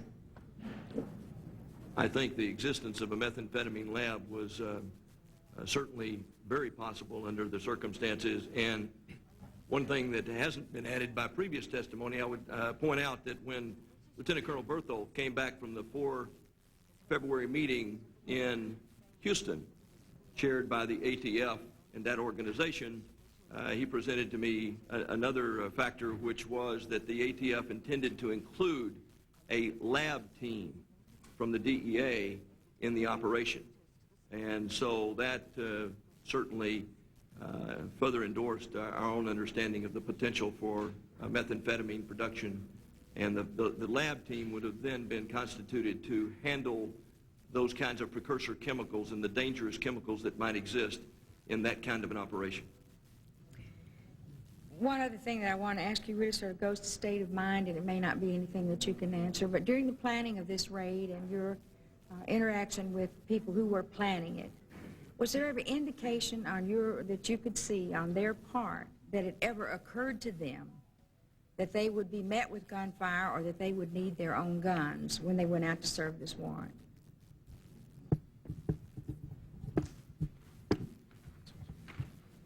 During the training, were they prepared to go in shooting? It's really the question I want to get at. I didn't get that indication in a observing the rehearsals and some of the training they were going under. I think, as I stated earlier, they were prepared for the eventuality of that, but no. That it might happen, but that was not discussed at all during the planning at all. As far as you know, they had the sense they could go out and serve that warrant and walk away. To the best of my knowledge, that's correct. Thank you very much. I can yield the rest of my time to Mr. I think your time has expired. Has it? Ms. Ford. I'm You sorry. came close, but All right, thank you. at this time I recognize Mr. Coble for 5 minutes. Thank you, Mr. Chairman. Mr. Chairman, I will yield 5 minutes to the gentleman from Arizona, Mr. Shattuck. Thank you, Mr. Coble. I certainly appreciate it. First of all, members of the panel, let us apologize for the structure of this. It's forced upon us. It causes us to break up the sequence of the questioning, but let me pick up where I left off. As I understand it, the individual to whom we next turned this process was Staff Sergeant Fitz. Is that right? You were charged with writing a paper. Am I correct? Yes, sir. Okay, and tell me briefly, what did the paper say? What was your goal in writing the paper? First, sir, the goal of writing the paper was to inform my commander and the other detachments assigned to our company the hazards associated with coming across the methamphetamine lab while out on movement. And who instructed you to prepare that paper? At the instruction of my commander, Major Petrie. Okay. Now, do you know what happened with that paper, what was done with it? After review with, by Major Petrie, we took it to Houston with us for the meeting, and then it was presented to the ATF. Okay, so the paper was presented to the ATF at a meeting in Houston? Yes, sir. Okay. And did you discuss the paper with them? No, sir, I never discussed the paper with them. But you were present at that meeting? Yes, sir. Okay. After that meeting, was there further discussion with ATF about the issue of a methamphetamine lab, and they were afforded an opportunity to read the paper? Not in the short amount of time that we were there would they have had a chance to read the paper. There was a subsequent meeting, however? No, sir. I mean, not until the team went to Fort Hood, Texas. Not until the team went to Fort Hood, Texas. Was there a point in time when you reached any conclusions about ATF's response to that paper? I never got a feeling from them, sir, as to the response to the paper. I never had discussions with them about the paper, but let me say at the same time, I was trying to do research through a book to understand my role better so I could do my job more completely. So I never gave them the opportunity either to discuss it with me. Well, maybe I'm confused here, but my understanding is that either directly or through other members of the military that were involved in this project, you had contact with ATF, and it became pretty evident to you that ATF was not worried about the concerns expressed in your paper. Isn't that correct? Sir, my impression was that they were not worried about the methamphetamine lab, no. Your impression was that they were not worried about it? Yes, sir. Okay, and you drew that based on further contact with the ATF? Through the discussions during the Houston meeting. Further discussions during the Houston meeting? Yes, sir. In what regard? They just didn't seem too concerned about it at the Houston meeting? Well, sir, like I said before, I was doing research in a book, so I did not pay attention entirely to discussions going on between their raid leaders and Major Petrie. So they might have discussed it further, but I did not ever hear it discussed again myself. Sergeant, would you pull your mic a little closer? My advanced age, I'm having difficulty hearing you. Thank you. Sorry, sir. Did the ATF ever, to your knowledge, express any concern about the dangers that were presented by a methamphetamine lab? Not to my knowledge, no, sir. Did you reach a conclusion that perhaps they didn't themselves believe there was a methamphetamine lab present? I don't know if I ever reached a conclusion along those lines or not, sir. Well, let me put it differently. Did anything in their conduct following your handing them the paper suggest that they were indeed concerned about the presence of a methamphetamine lab and the dangers that were exposed as a result of a lab being there? No, sir, nothing in the contact would indicate that. Is there anybody else there who can say to me that the BATF reacted in a conscientious way and did things that evidenced their concern about the presence of the dangers as detailed in Staff Sergeant Fitz's memo? In terms of chronology, the next time I heard or discussed anything or listened to anything from the ATF reference the methamphetamine lab was when we were also attempting to get clearance at Fort Hood for the use of flashbangs with the Fort Hood Range Control. Mr. Fitz, let me just go back to this one more time. In discussions with committee staff, I thought, it is my understanding, you made it clear to at least the staff that the BATF pretty well blew off the issue of there being a methamphetamine lab. Yes, sir. I said, and the impression I received that they, once the paper was presented, they no longer showed an interest in the methamphetamine lab. From that point forward, they didn't show any interest in a methamphetamine lab. To me, sir, yes, sir. Thank you very much. I have nothing further. Thank you very much. Mr. Taylor, you're recognized for 5 minutes. Thank you, Mr. Chairman. I'm curious. I want to open this up to the panel. Are you prohibited by law from training law enforcement agents from other either U.S. government agencies or local law enforcement agencies? If they come to you and say, we'd like to learn how to shoot our M16s, can you teach them that? If they come to you and say, we'd like to learn a little bit about survival training should one of our guys get lost in a national forest, if they come to you for any of those reasons, can you train them by law? Yes, Congressman, we can. None of those will be prohibited by the Posse Comitatus Act. Does that happen on a fairly regular basis? Yes, fairly frequently, but those specific requests, I'm not certain, but requests from law enforcement But requests like agencies. that. I mean, the great resources of the Department of Defense and the great training and expertise that's available, doesn't it make sense to make that available to protect the citizenry of this country? Yes, sir, Mr. Van Brassidon.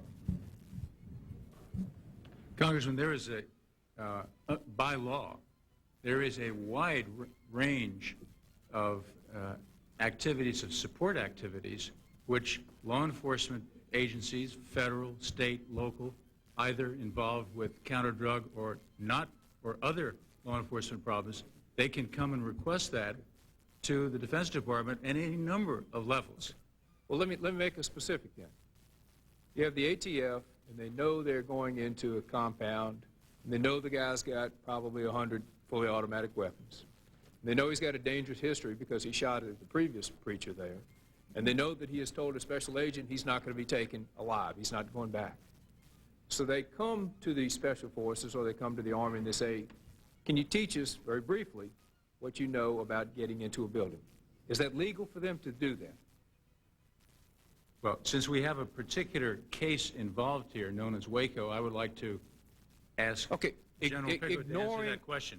Okay, but ignoring the talk of the I can't even say it, the amphetamine labs.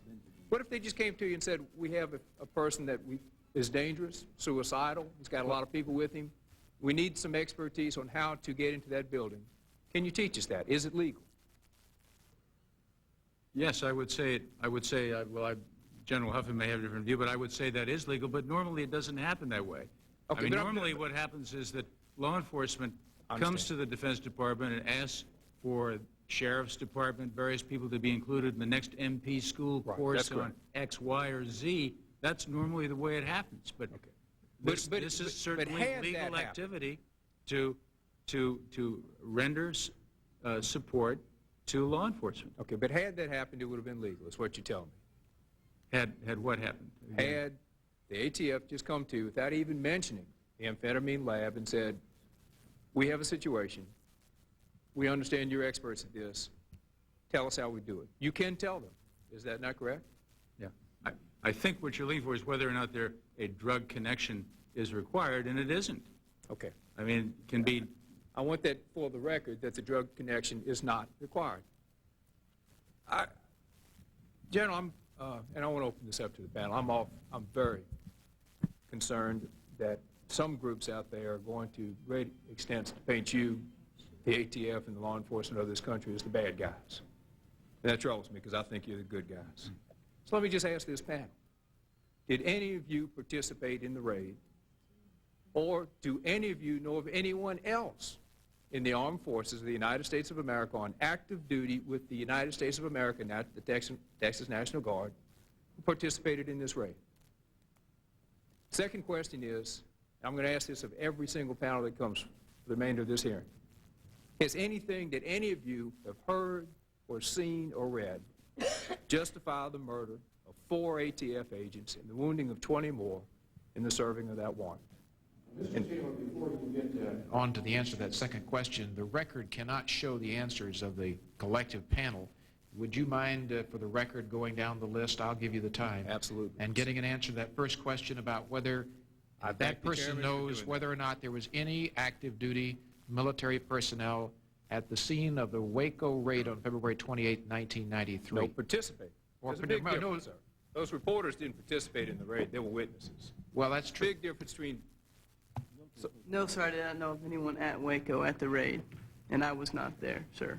Lieutenant Colonel? Sir, I was in Fort Bragg the entire time, and I have no knowledge. Sir, I have no knowledge of any active duty participation. If you don't mind, Mr. Chairman, I'll say their names for the record. We'll go back first with Staff Sergeant Moreland, second was Mr. Crane, third was Lieutenant Colonel Lindley, Brigadier General Huffman. No, Congressman, I was not there, and I know of no one who participated in the raid. Major General Pickler. Sir, I was not there, and I know of no one in JTF 6 or under my tactical control who participated in the raid. Major Petrie. No, sir, I was not there. I know of no one who was, and I can guarantee you that nobody in my command was there. If you other two gentlemen, your name tags are turned away from you, so if you would identify yourselves. I'm Sergeant First Class Dunn. No, I was not there, and I know of no other active duty military that were there. Staff Sergeant Fitz, I was not there. I know of no one who was. Okay. And Ambassador Holmes did not answer. Would you answer that too, please? I wasn't even in the Defense Department that time, but to the best of my knowledge, I know of no. Okay, and it's if you would, Well, answer you to asked the the second other question, too. I think this is very important to clarify the record. That's part of why these hearings are going on, are to make this record clear, and I don't think there's anybody on either side of the aisle that doesn't want it to be that way. So please, you ask As the question. people who are sworn to defend and uphold the Constitution of the United States, have any of you, has anything that you have seen, anything that you have heard or read, justify the murder of 4 ATF agents and the wounding of 20 more in the serving of the warrant on and again, the murder by David Koresh and his followers as they served a warrant on the February 28th. Do any of y'all think you saw anything that justifies that? You can answer collectively or individually to that. I don't think we need to go down the road for this purpose. If anybody there knows that... Would you like me to call the roll? Would you prefer just that? Volunteer. I'll call the roll. Sergeant Marlin? No, sir. Mr. Crane? Absolutely not. Lieutenant Colonel Lind? No. Brigadier General Huffman? No, Congressman. Ambassador Holmes? No. Major General Pickler? No, sir. Major Petrie? No, sir. Sergeant? Again, I wish you turn your name. I'm sorry. No, sir, I know of nothing. Staff Sergeant Fitz? No, sir, I did not. Thank you very much. Your time is up, Mr. Taylor. Thank you for the questions. Mr. Boyer, you're recognized for 5 minutes. Thank you, Mr. Chairman. One thing I want to get cleared up, because I think Treasury's playing games with the committee, and that deals with our request for documents, Mr. Chairman. When we have General Pickler here in his testimony, something was stated that bothers me. The subcommittee asked ATF for all evidence of precursor chemicals. None of the documents for which we have says anything with regard to precursor chemicals. Major General Pickler testifies that you were at a meeting where they said that there were precursor chemicals. Let's clear the air here on whether that happened or not. No, sir, I was not at the meeting. My personnel were at the meeting, and during which precursor chemicals were discussed as one of the elements of the possibility of the existence of a methamphetamine lab, sir. All right, thank you. And if there's anyone from Treasury here, if there are any documents to that, we would appreciate it. Otherwise, we'll continue to go after Treasury on their conduct. Let me ask questions to Major Petrie. Did you or your team ever provide any training other than that directed in the JTF 6 operation order that you're aware of? No, sir. Were you or your team ever asked by ATF to provide any other forms of additional support?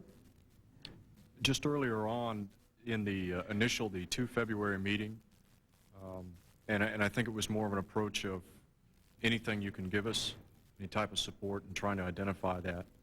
The only other thing, as we had discussed before, was the possibility of providing 18 deltas on site, the possibility of us reviewing tactical plans.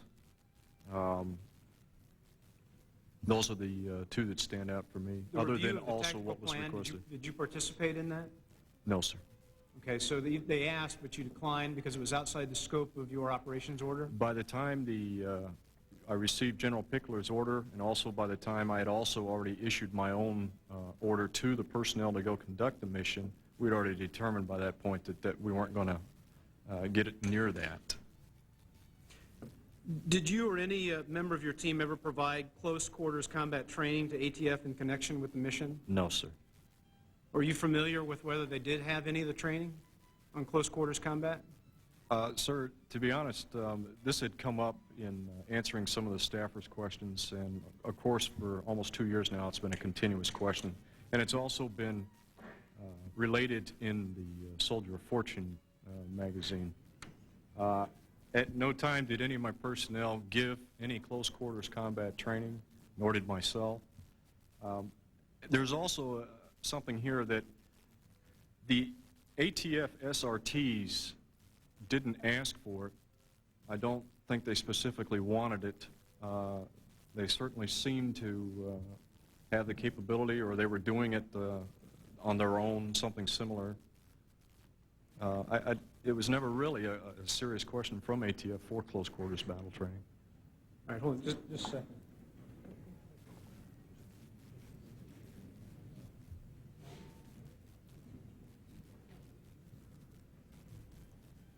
Are you familiar with MOUT?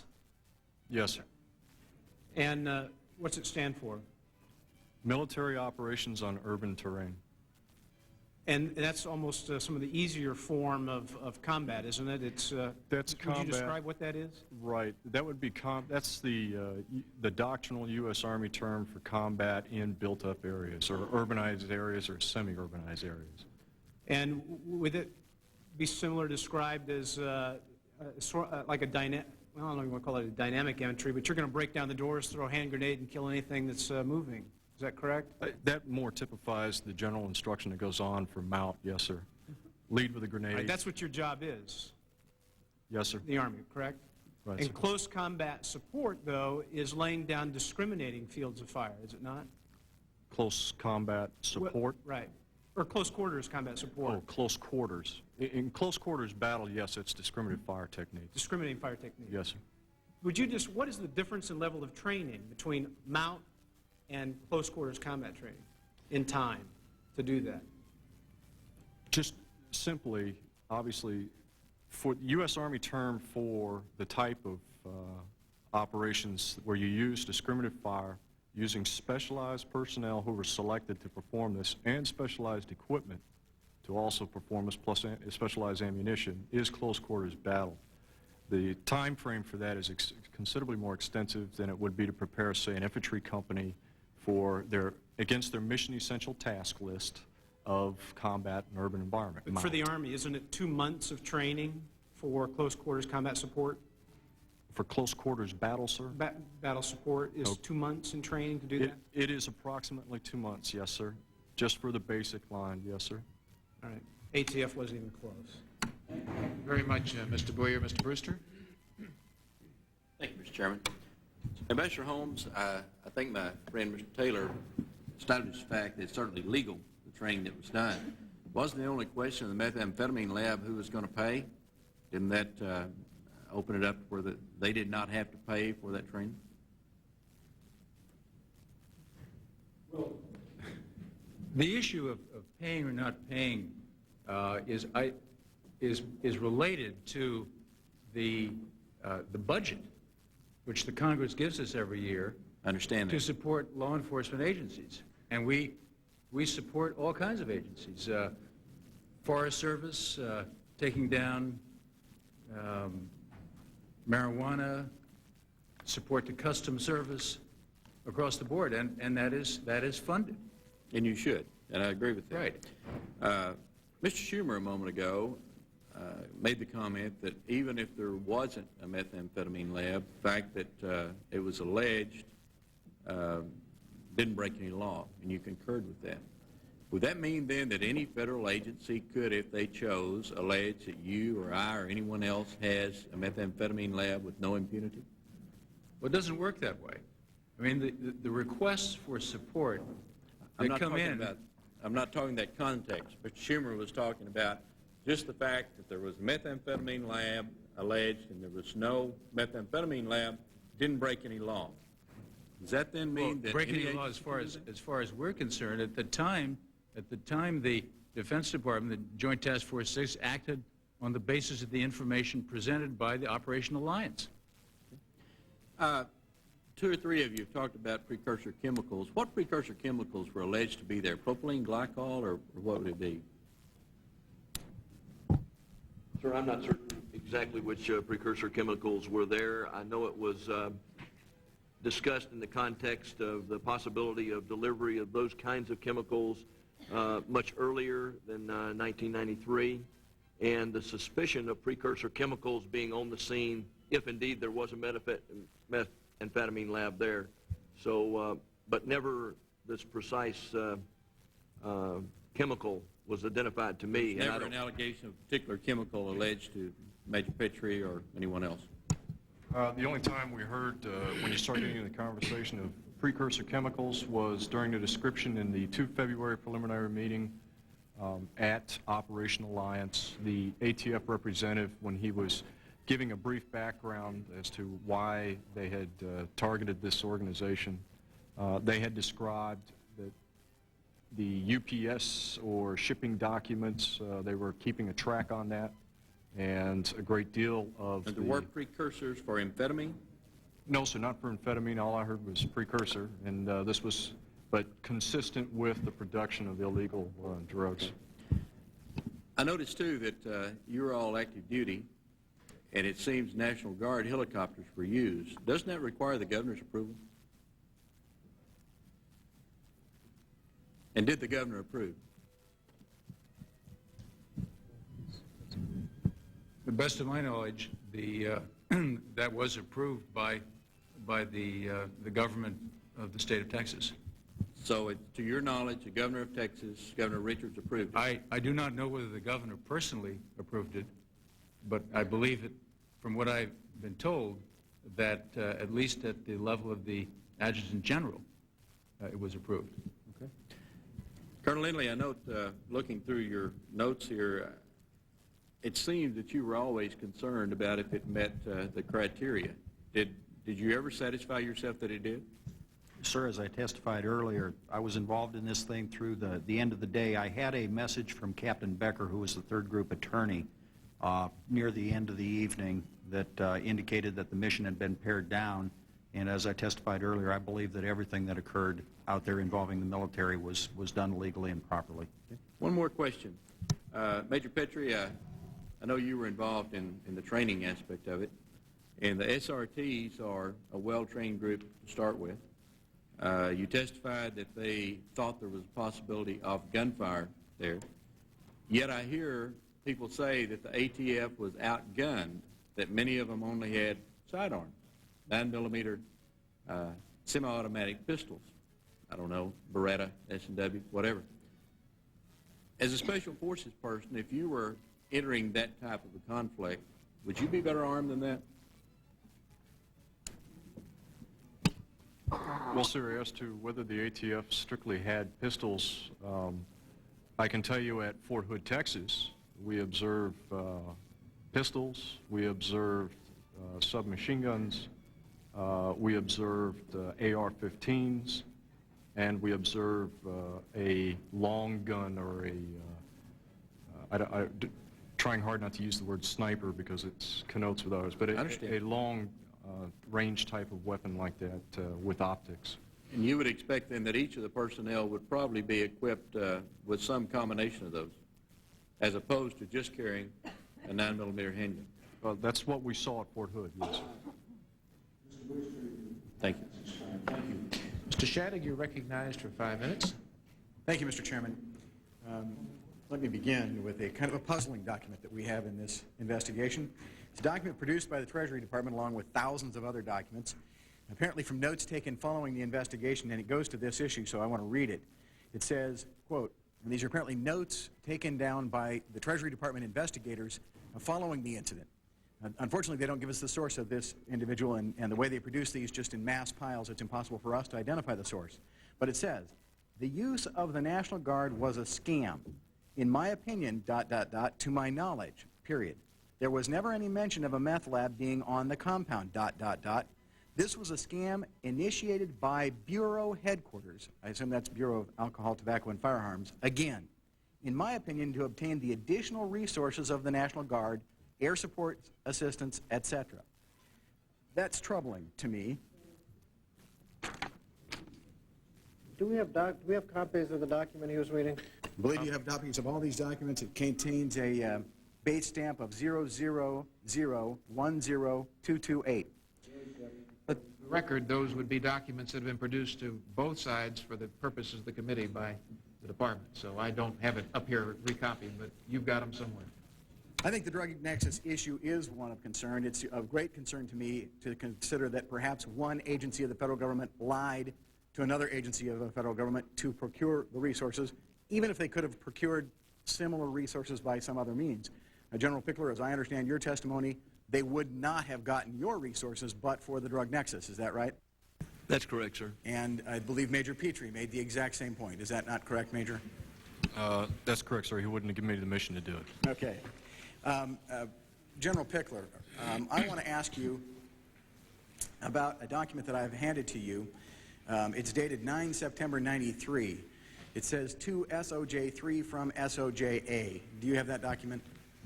Yes, sir, I do. Can you tell me who that really is to and from in No, layman's sir, I language? cannot. That is not part of my organization. So I guess it's a Special Operations Command, but I'm not sure, sir. And Okay. I've not seen that document before. Do any of you recognize that document? Could you pass it up and down?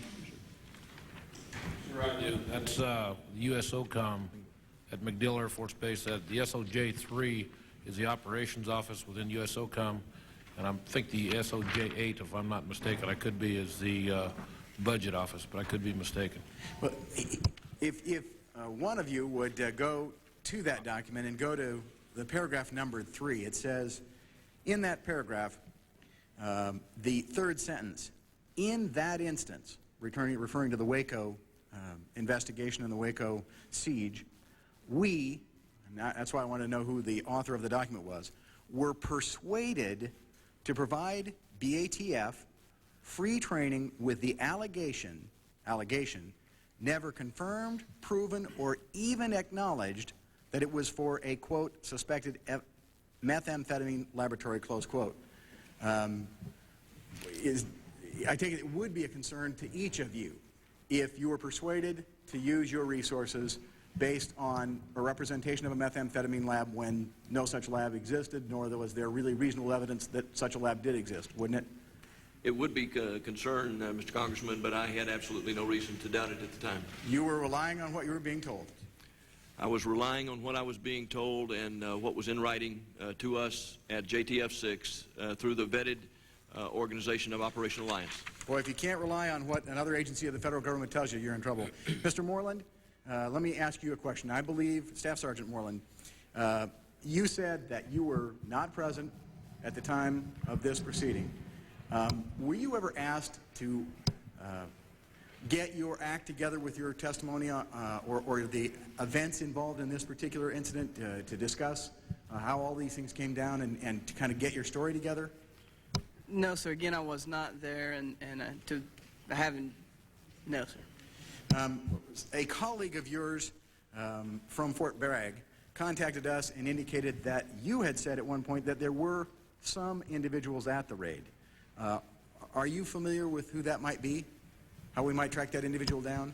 No, sir, I would not. Okay. No idea where that kind of information might come from? No, sir. This seems to me to be a unique opportunity for you to tell the American people about what went on at this incident. Why don't you tell us in your words? As far as how the training went and things like that? Your role, what you think went correct, what you think went wrong? With the actual mission itself, the actual... With either the military's role in it or BATF's?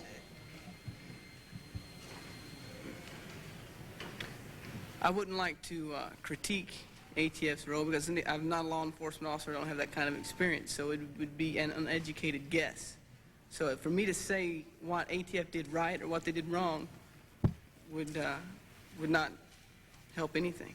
Okay. What about the military's role? Were you concerned the military was being asked to play a role that, on the basis of information that was not in fact accurate? Is that a concern to you? No, sir. Thank you very much. Sir, I'd like to clarify the memorandum. The SOJ3 is, in fact, the operations office. I had thought that you had said SOJ8, and, in fact, the SOJA is the Judge Advocate's office for U.S. SOCOM. So again, for the larger audience out there, it's the lawyers, the judge advocates. That's correct. Communicating with the operations people Absolutely. about this concern of theirs with regard to the allegation of a meth lab. That is a fact. Thank you very much. Thank you, Mr. Shadig. Mr. Watt, you're recognized for 5 minutes.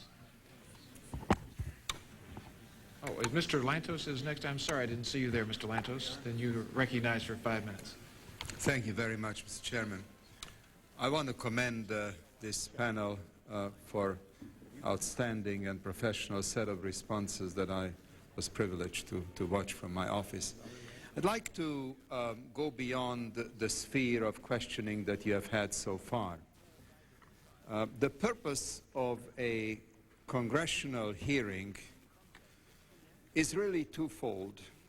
One is to find out what happened, and the second is to look to the possible need for additional legislation to accommodate new circumstances.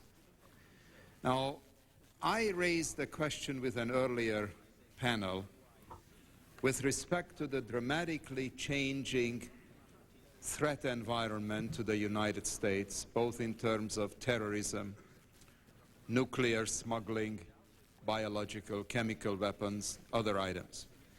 I would be very grateful, Ambassador Holmes and any other member of the panel, if you would step beyond Waco for a moment and from your posture of experience of dealing with these issues and dealing with the changing threat to the United States, the World Trade Center bombing, the episode in Tokyo of a violent religious cult pumping poison gas into a subway system, other matters. Do you feel that your involvement needs to be redefined, broadened, brought up to date? Because it's very interesting to deal with the minutiae of the Waco episode, which I think is very critical at the micro level. But there is a macro level. And the macro level is the threat to the United States in this new environment with both governmental terrorism, individual terrorism, violent cults. And since you are the entity that is clearly the best equipped, best prepared, best funded in the United States, would you care to give us your thinking as to the new ground rules that perhaps might be needed? Ambassador Holmes, will you begin? Congressman, you've raised a very important point in my view. Certainly with the World Trade Center attack, unhappily, this announced the arrival of terrorism in the United States. Exactly. I happen to be the official in the Defense Department responsible for combating terrorism. I know.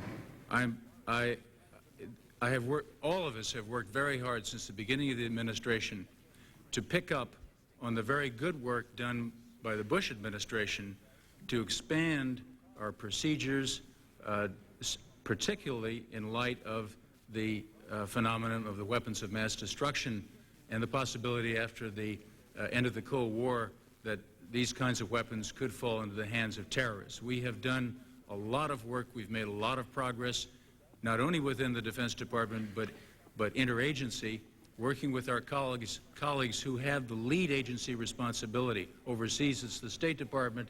Within the United States, it's the Justice Department, particularly the FBI. I think we have the authority we need.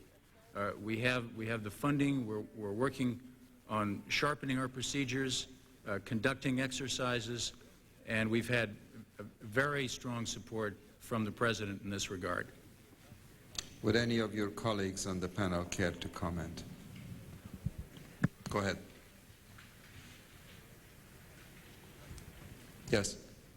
Sir, from my perspective and work both as the commander of Joint Task Force 6 and the director of operations for U.S. Army Forces Command, where we were intimately involved in military support to civilian authorities, I believe that our current policies in dealing with that, coupled with the laws and regulations, particularly the constraints of posse comitatus, are appropriate for the use of military forces in the context of today's environment. And I believe the history and tradition on which they are based are as solid today as they have been in the past.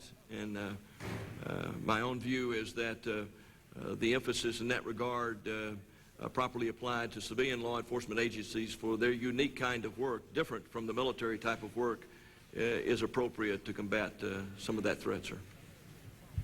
Would any other member of the panel care to comment? I take it, therefore, none of you feel any need for additional legislation. You feel that the current laws provide the flexibility, even in this very new and changed threat environment, to dealing with the issues. Mr. Ambassador. That is clearly my view with respect not only to countering terrorism, but also to combating illegal narcotics. And in retrospect, what specific steps should have been taken by civilian authorities, civilian law enforcement agencies, in bringing you in more effectively? With respect to which problem? Waco. I believe that the system worked as it has been set up, and as has been well explained during this hearing by General Pickler and others, that when the Operation Alliance, representing the civilian law enforcement agencies, came with a request that was specific, and I think that the JTF-6 had all the authority it required to respond to that, and in fact that is what happened. So from the point of view of the Department of Defense, the post-mortem reveals nothing that's gone wrong? From our standpoint, everything that was done by the Department of Defense was completely according to law and to the delegated authority of the officials concerned. Thank you very much. Thank you, Mr. Chairman. Mr. Shabbat, you're recognized for 5 minutes. Thank you, Mr. Chairman. I've heard 4 or 5 times today the question or comment that whatever the facts were, that didn't give Koresh and his followers the right to open fire on federal officers, resulting in the deaths of 4 officers. That seems to be the spin of the day on the other side of the aisle. Well, I don't think it should come as any surprise that myself and all of my colleagues agree with the folks on the other side of the aisle. There was absolutely no excuse for the killing of these officers. We are attempting to get all the facts out in this particular case so that we can avoid this type of tragedy in the future. Now, let me shift gears here. At the close of the hearing last night, we heard testimony from Agent Aguilera that, contrary to government testimony given earlier in the day, ATF agents in the helicopters were not informed of any rule requiring them to unload their weapons while they were on the helicopters. Mr. Aguilera's testimony on this point is especially important since he was on the helicopter during the raid. Mr. Aguilera further testified that the rules of the operation did permit agents in the helicopters to return fire from the compound if they received it. I'd like to return to the question of the helicopters with this panel. The Treasury Department has insisted that the helicopters were used solely as a distraction and not for any aerial assault. That may well have been the plan, but Treasury documents reveal that at one point at least, the idea of a helicopter assault was discussed, as was the idea of a so-called nighttime ninja assault. The idea of a helicopter assault was then dismissed, apparently, but one agent went so far as to draft a letter to the Customs Air Branch in Houston requesting that they provide helicopters for an aerial assault. Prior to my question, Mr. Chairman, I'd ask unanimous consent to introduce 2 Treasury documents referring to the helicopter air assault plan that was later ruled out in favor of a plan in which helicopters would mainly be used as a diversion. Without objection, so received. Thank you. My concern is prompted not only by the initial consideration of an air assault and how an air assault would help to serve a search warrant, I don't know, but also by the testimony last night of Mr. Aguilera. And now I find that there's yet another document, handwritten notes of some reviewing official that say, and I quote, HCs, which means helicopters, as a diversion, simultaneous gunfire, worked in Seattle, 300 to 400 meters from boundary, hover, and then it says practiced at Hood, which I assume refers to Fort Hood. So my first question to you gentlemen is this. Did any of you hear or participate in any discussion about any plan, proposed plan, or contingent plan to use helicopters for an air assault on the Branch Davidian compound in the initial raid? Sir, at my level in JTF 6, I did not. Sir, at our level, we did. One of the missions of the detachment was to facilitate the helicopters actually entering into military airspace and then entering military airspace over what was essentially a rather large area for range operations in terms of live bullets. In describing what they wanted to do with it, we had to get the tech with how they wanted to employ the helicopters. I was involved in this discussion in order to get the right clearance and coordinate that through the radio to range control so that we could correctly relay the intent. During that time period, they mentioned the phrase, we're going to use this as a distraction. Everything else, though, I don't remember hearing. I didn't hear. Okay, there's another document that I'd like to have passed out there at this time if I could. I'd just like to refer to a couple of terms in here. They use the term helicopters as a diversion. It says simultaneous gunfire. Would that have any meaning? This is a document that we've all received. In going through these documents, you find a lot of information. This is one of the things that we discovered, and we thought it would be an appropriate question to ask here. Helicopters as a diversion, simultaneous gunfire.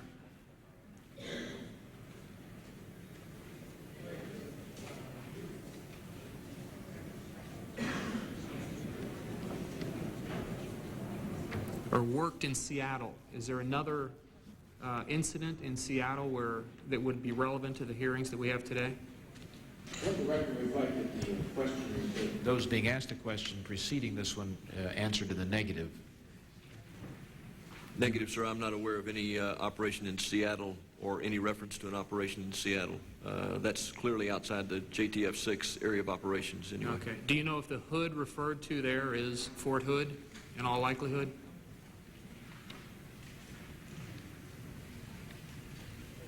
Again, I can testify to that they did practice and state that they were practicing and using the helicopters as a diversion method. We can testify to that at Hood. Let me ask you this. In any of the discussions that were had and any of the training that occurred down at Fort Hood, did the ATF ever indicate whether they contemplated that this raid would, in all likelihood, result in civilian casualties?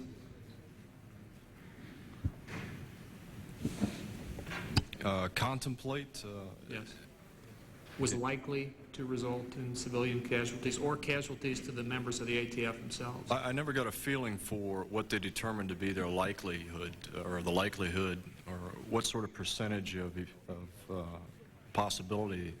I didn't get any of that kind of indication from them. I just know that in the medical support planning that we had discussed, we needed to consider that to develop some of the classes, and then also in some of the assistance we provided in laying on the My medical time just support. about out. One final question. Did they consider this, were they aware that this was a high-risk operation?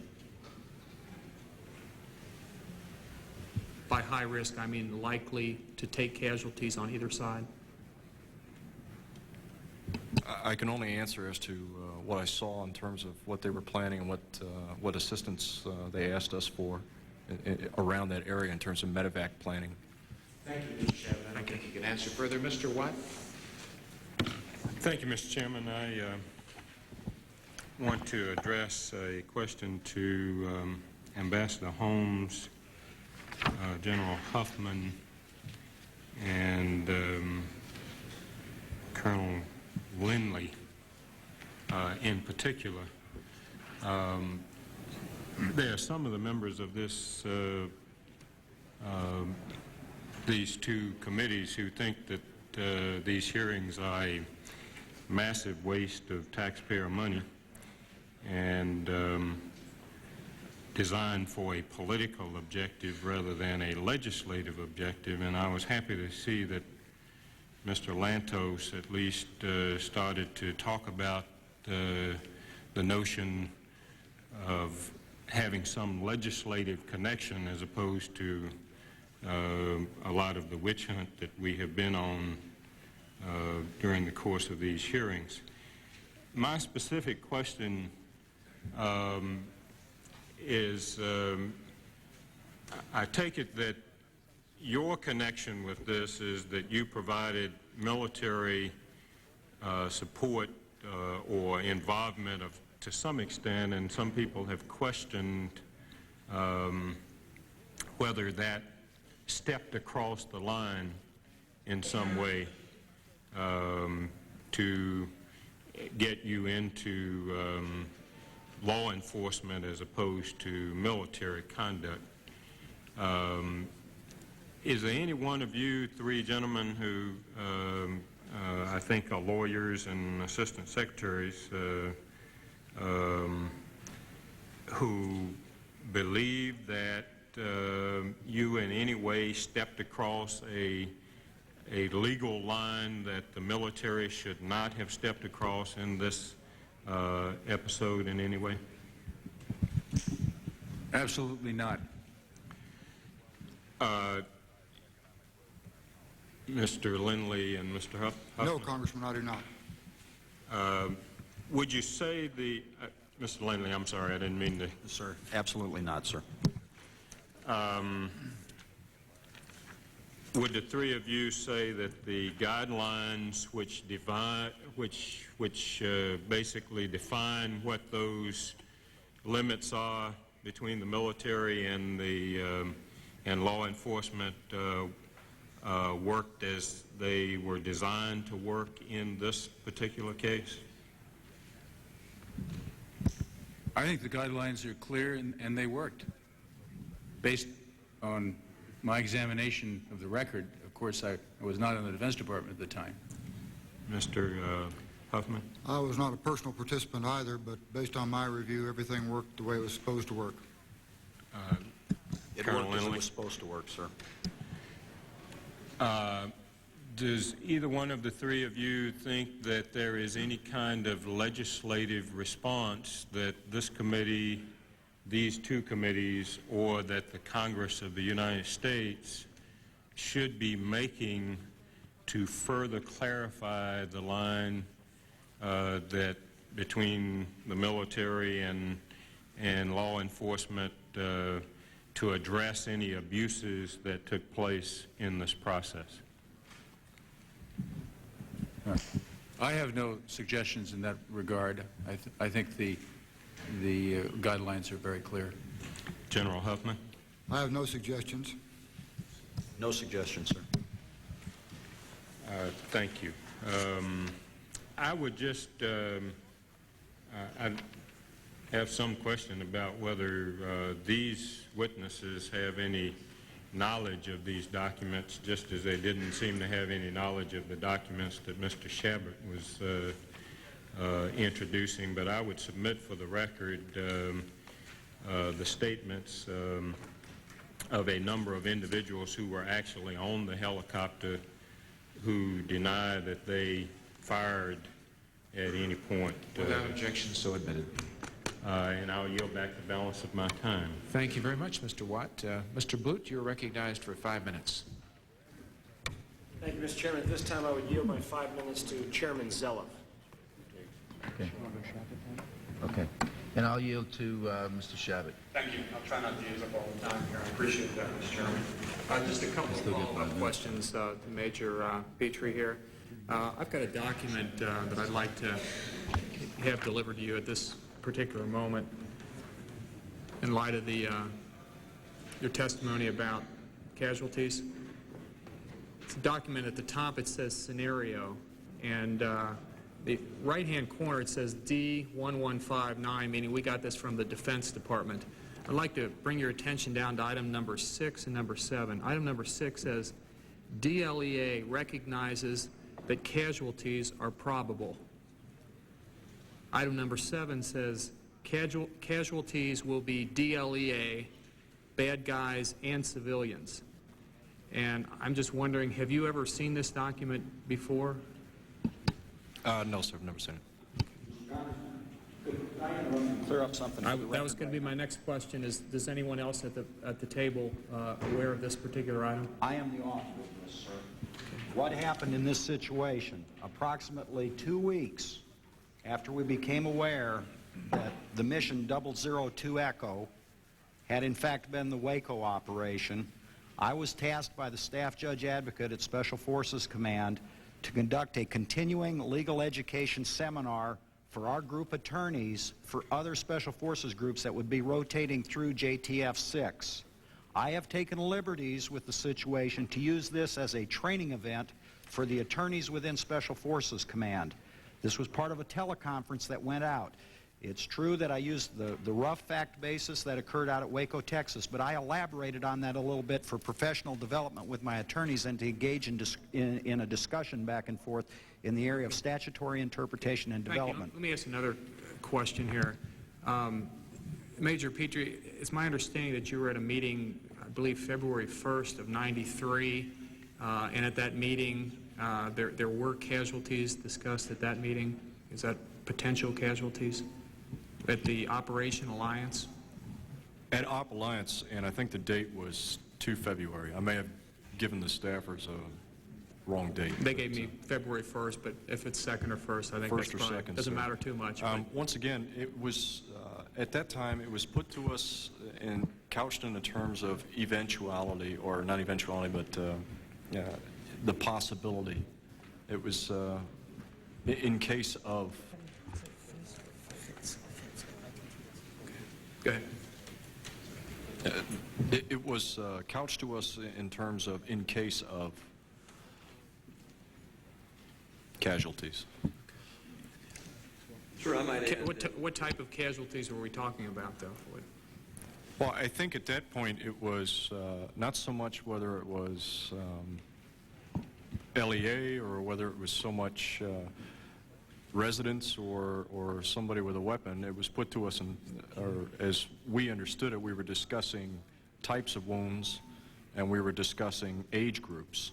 Right. Now, I'm not trying to get tricky here, right? Yes, we're not sir. talking about auto accidents and things. We were talking about potential gunshot wounds, I would assume. Yes, sir. Okay. Who raised the issue? Did ATF raise the issue, or did the military raise the issue? Or? At the two, I would describe the 2 February meeting, and I've used this phrase before, as essentially a horse blanket, because I think it was at that point a search on their part as to what support the military could provide. And as they were going down a long list of things, they came across medical support, and that was both on-site, planning for, coordinating for, possible equipment to support it, in terms of both medevac and emergency trauma treatment. Thank you. Officer Fitz, if I could just ask you a question.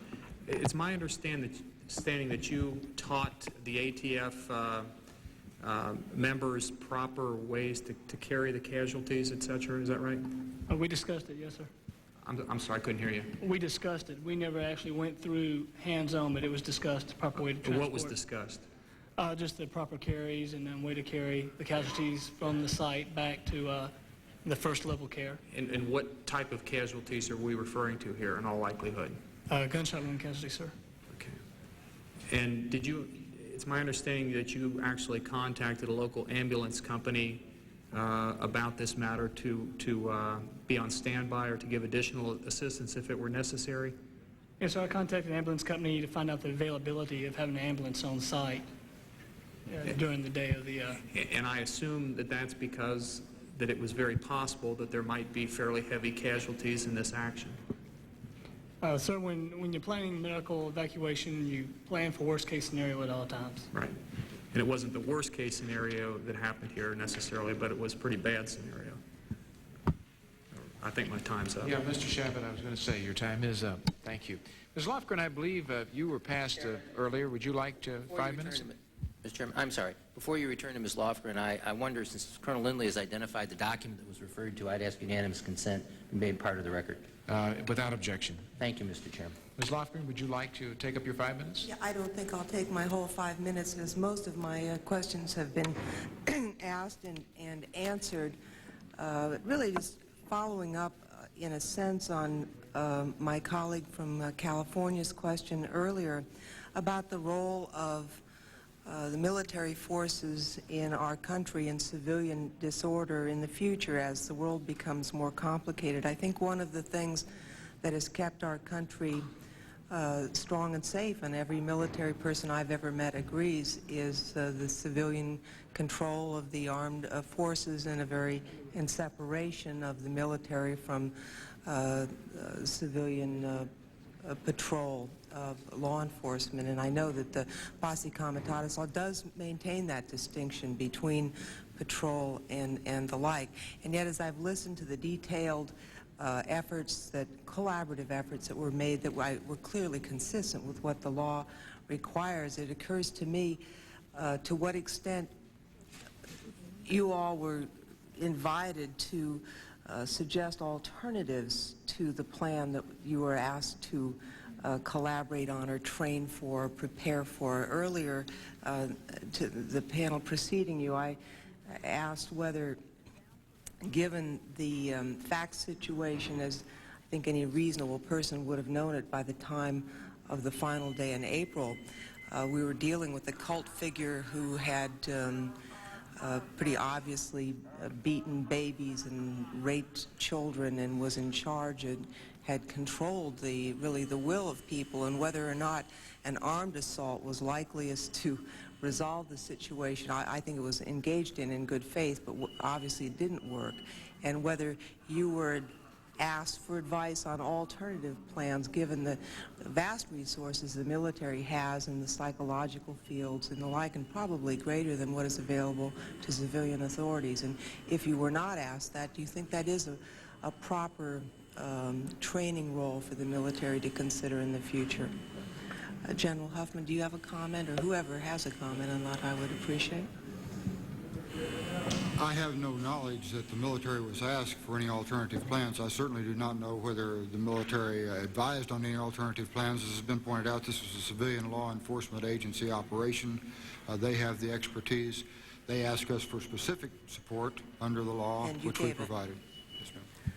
Ambassador Holmes, do you think, given that this was a training and a resource inquiry, in the future, do you think it would be inappropriate to include the larger resources of the armed forces in terms of psychological understanding? I understand there's some depth in our armed forces in that field, and to deal with a cult situation such as this in the future. Or do you think that would cross that line that none of us want to cross in America? I don't think it would necessarily cross the line, but I feel it important to just say before this committee that, just to remind everybody the obvious, that the primary role of the armed forces of the United States is to fight and win our nation's battles. And where we can provide support to civil authorities across a range of activities, which we've been doing for many years, we will always try to do that and play our part. But we're not looking for additional roles. No, I understand that, and I'm a newcomer to the Congress, but I've just been reviewing some of the things that Congress has asked you to do in the last number of years. Get involved in drug interdiction, get involved in certain other consultative, it's not coming from you, but the Congress is asking the military to be a resource, and frankly, the terrorism bill that's on its way to the floor expands that role to some extent. So these are things Well, that's an important bill for the administration, obviously. Does anyone else on the panel have a comment? If not, then, Mr. Chair, I yield back what's left of my time. Thank you very much, Ms. Lofgren. Mr. Micah? Thank you, Mr. Chairman, and I know we have a vote pending, but I wanted to take just a minute or two. First of all, I want to commend all of you that serve in the military and apologize in a way that you have to be here, but this is the way the system works, and it's really kind of a neat system to see it work because of all the protections that are built in. And that's really the reason for this hearing is, you heard earlier some of the members testified that from the very beginning our Americans have been concerned about the military becoming involved in civilian law enforcement. The only instance I understand that you can become involved is when there's a drug case, and we've set some parameters from that. Is that correct, Ambassador, pretty much?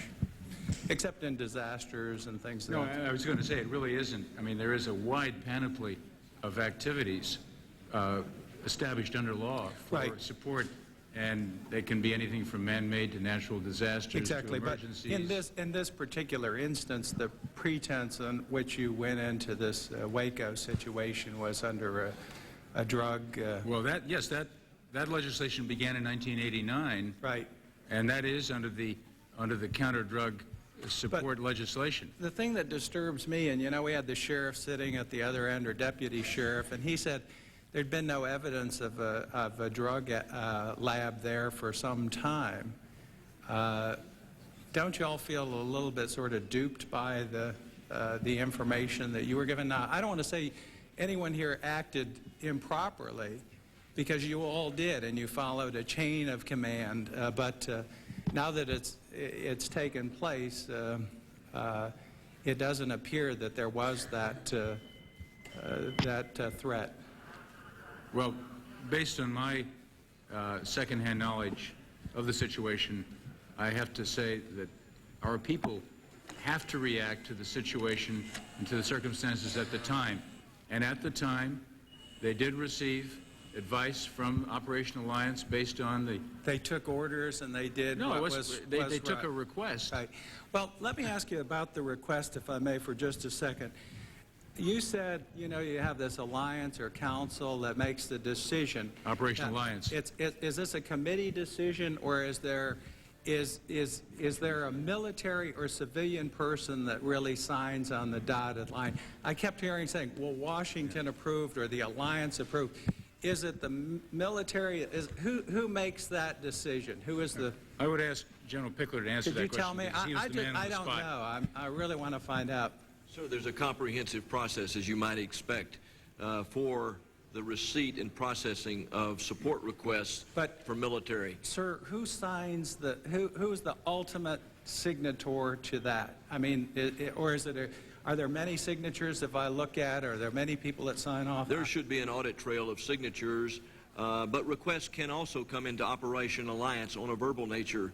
But when we receive the request from Operation Alliance, the Military Support Working Group, which consists of 4 primary representatives from Operation Alliance, it's headed by one of the principal top-level law enforcement agents, that is DEA, Customs, or Border Patrol, heads up the Military Support Working Group. There is another federal agent in that working group. There is a state agent, and there is a local agent. There's no one then we can pinpoint like a single responsibility. Everyone signing off. Sir, I have that support request from that particular operation was signed off from Operation Alliance by a member of the organization. Was he military or civilian? Civilian, sir. Okay. And see, what I'm trying to get at is the procedure correct? Are we doing things? Is somebody looking at this? God forbid we should have there were women and children here, totally innocent, and 4 agents who were killed. And our intent is to see that that doesn't happen again. So I appreciate, again, I appreciate what you all have done. You've been put in a terrible predicament, but the process in the system is, and the reason we're here today is to make sure it doesn't happen again and to construct it so that we have those protections in. And I thank you, and I yield back to the chairman. Thank you. Well, thank you very much, Mr. Mike. I think we're about at the point of a vote at this juncture, and most of your time had expired at that time. I have a couple of questions I think I'll get to ask later on down the road, but thank you for yielding. I am going to recess this hearing, but we're going to have a vote. I understand there are going to be 4 votes, one 15-minute vote followed by 3, I believe, other 5-minute votes. So I would suggest that we're going to have a break of at least 30 minutes here, maybe a little longer, but the witnesses should know that. We'll get back as quickly as we can, and I ask the members to be back within 5 minutes of the conclusion of the final vote. Ambassador Holmes, yes. Mr. Well, I just wonder if the chairman could give us some indication of how long we'll be here. I'm supposed to be going to Special Operations Command for an important strategic conference this evening. I can understand that. I believe that we probably wouldn't have more than 30 minutes more, roughly. When we get back, I would guess that you're talking, though, because of these votes, not getting out of here before 6. And if that presents a major problem, we can discuss it. If we can get out by 6, I can make my plane. Thank you. We'll do our best. Thank you. This hearing's in recess. Okay, we're going to have to... I guess I didn't say the magic words. Hearing's in recess.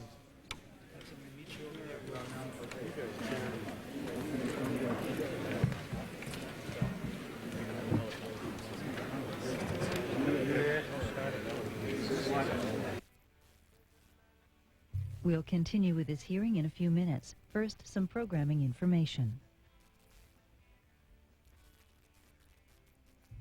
Sunday night on Road to the White House, Republican Senator Phil Gramm. If I'm elected president, I'm going to balance the federal budget or die politically trying.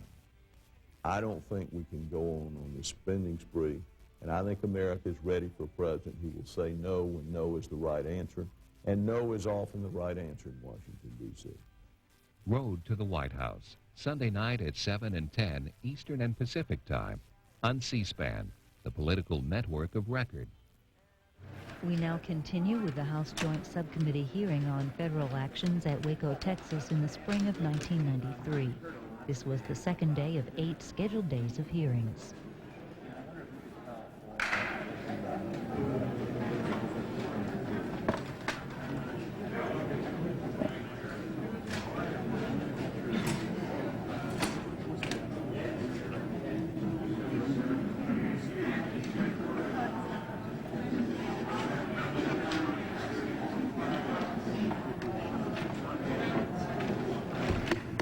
This hearing of the joint subcommittees will come to order.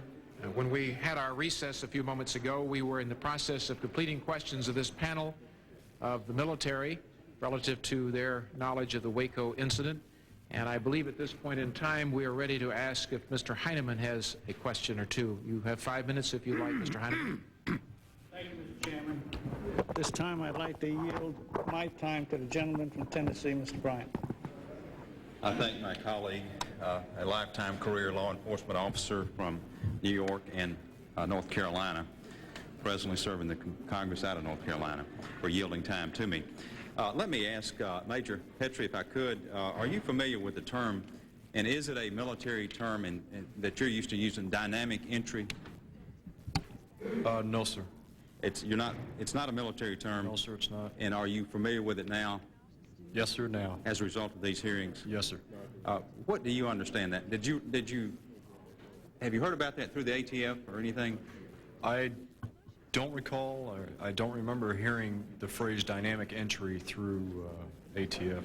Okay. This is the first time I've heard of it, really. All right. I've met most of you during the break, and I want to add my congratulations and commendation to all of you, especially some of you that may not be as familiar with testifying before a congressional committee as your superiors are. Y'all are all holding yourselves very accountable, and I appreciate that very much. You're a fine example of our new volunteer Army, and you've all obviously progressed a great deal in the military. I wanted to ask because I was out just briefly during part of the testimony of Staff Sergeant Fitz. I understand you're trained, your MOS is a paramedic? Close to the equivalent of a paramedic, yes, sir. Okay, and I'm going to ask if you would to even pull that a little bit closer and lean over. You have medical training, and as a part of this process you're dealing with the ATF, I understand you were assigned to draft up a plan under the contingency that there would be a raid and perhaps there was an, let's see, a methamphetamine lab in there, and what should occur in case there was an accident? Excuse me. My planning for the ATF did not include methamphetamine lab. It was just for the day's events to establish some sort of network to get the wounded out of the area and back to a higher treatment facility as quick as possible. Okay, as I understand, you were tasked with that job by your superior officer to draw up a contingency plan from the medical standpoint, because there is a higher risk of danger, is there not, to raiding, if you will, using a dynamic entry into a facility that has an methamphetamine laboratory in it? Yes, sir. It's kind of a long question, but you understand. And the risks are associated with if there were a bullet shot into it or some type of cause of it to explode, it could be a danger, especially to children, to older people, to people around it. I think there'd be an equal danger to all people, regardless of age. Okay. And you did draft up this plan of evacuation, medical treatment, or whatever. And as I understand, you presented it to certain ATF people at a meeting.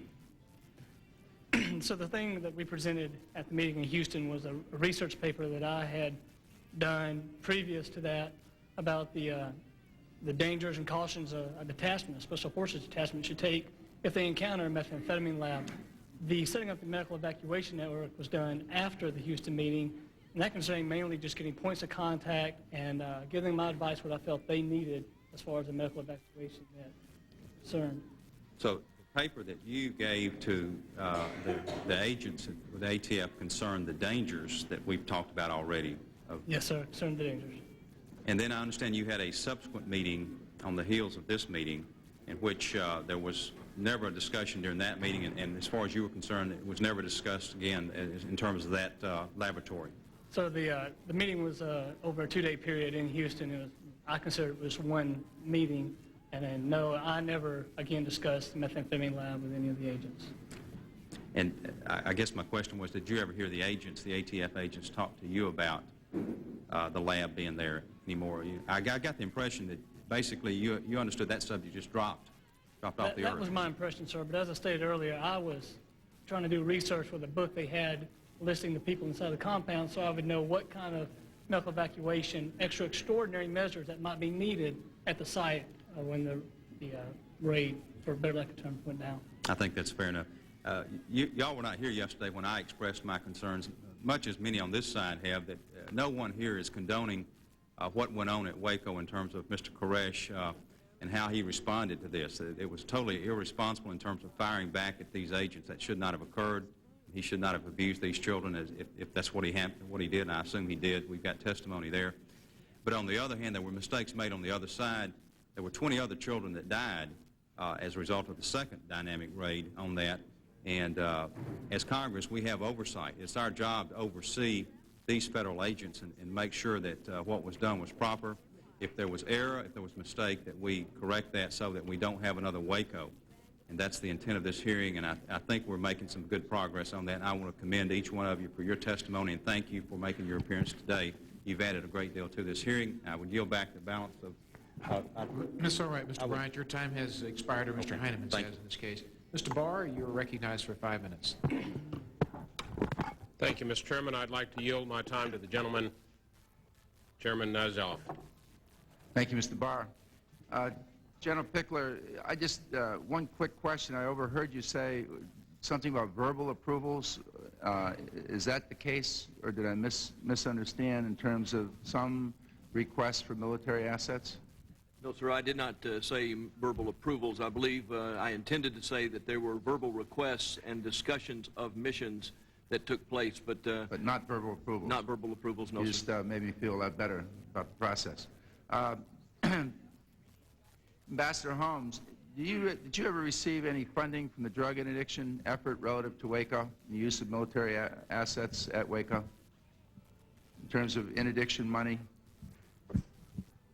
No, to the best of my knowledge. I wasn't on board at the time, but I have no knowledge of that. General, anything well, I guess my real question is, did any drug interdiction monies get used? Did any assets get charged off the drug interdiction effort for the assets that were used at Waco? That you know of? If not, if you could get back to us. The JTF-6 actions were all limited to general support training in the mobile training team context that you've heard testified before, all prior to the events of 28 February. From a JTF-6 perspective, I know of no counter-drug monies that were devoted to that other than the ones that have been described in the context of JTF-6 support by the Rapid Support Unit, sir. Thank you. Were there, in your knowledge, any foreign nationals, military personnel on the scene at Waco? I have no knowledge of that. Okay. If that should change, if you'd let us know, we would appreciate it. Ambassador Holmes, the Secretary of Defense has indicated on May 17, 1995 memorandum, the current system to provide DoD assistance to the law enforcement agencies is encumbered by conflicting directives, multiple entry points, and diverse funding authorities. The clerk will pass out document 6. Were there any problems with the loaning of DoD equipment during the Waco incident? I'm not aware of any problems in either Phase 1 or Phase 2. Okay. Well, the clerk should also pass out document number 5, and that is a message from the Commander of Army Material Command dated March 11, 1993. Relevant part says it now appears that the military has loaned equipment without the approval of the Pentagon. Yesterday, the Pentagon and the White House were severely embarrassed because they heard the news first from CNN. I guess we all find that out once in a while. If queried by any agency, federal or otherwise, for assistance on any type in connection with the Waco, Texas operation, you need to request approval from this headquarters. We will then coordinate with the Pentagon. And apparently there's also a document number 4, which is a handwritten note, and it's been redacted, but there were some questions as to what the ground rules were or what our involvement was.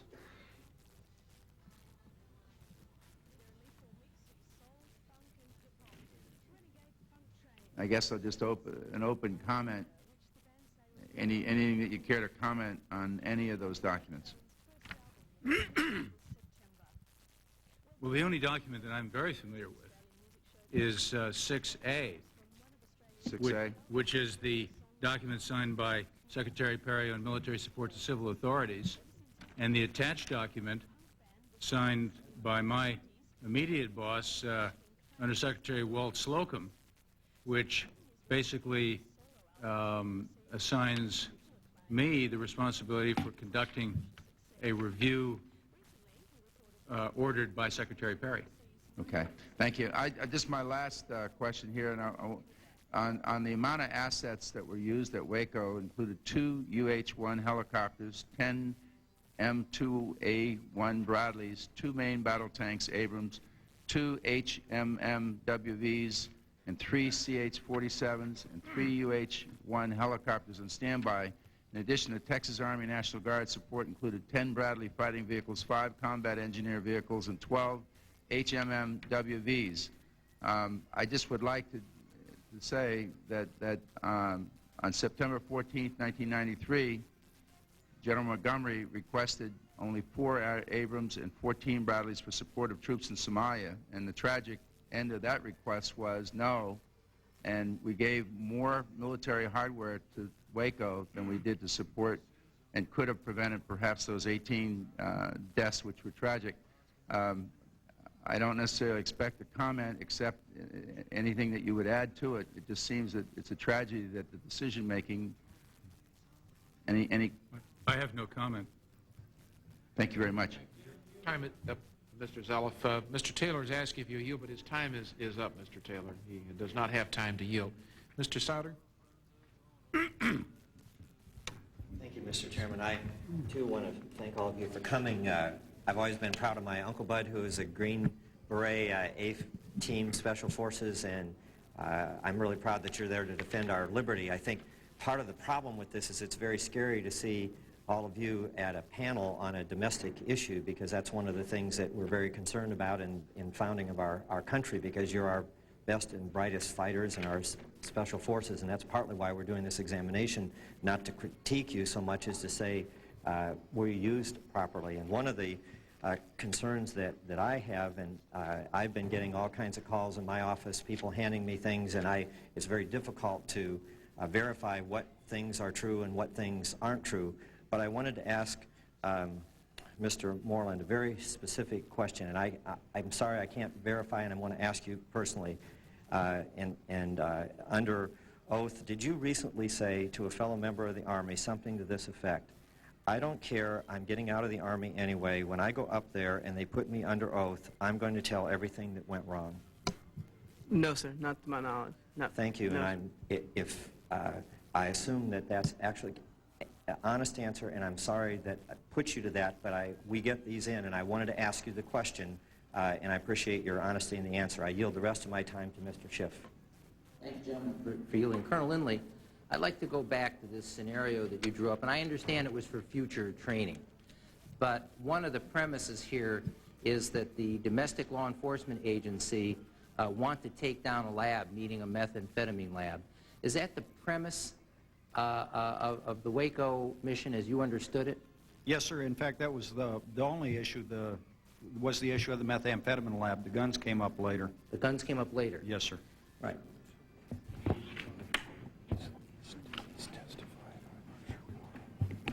Just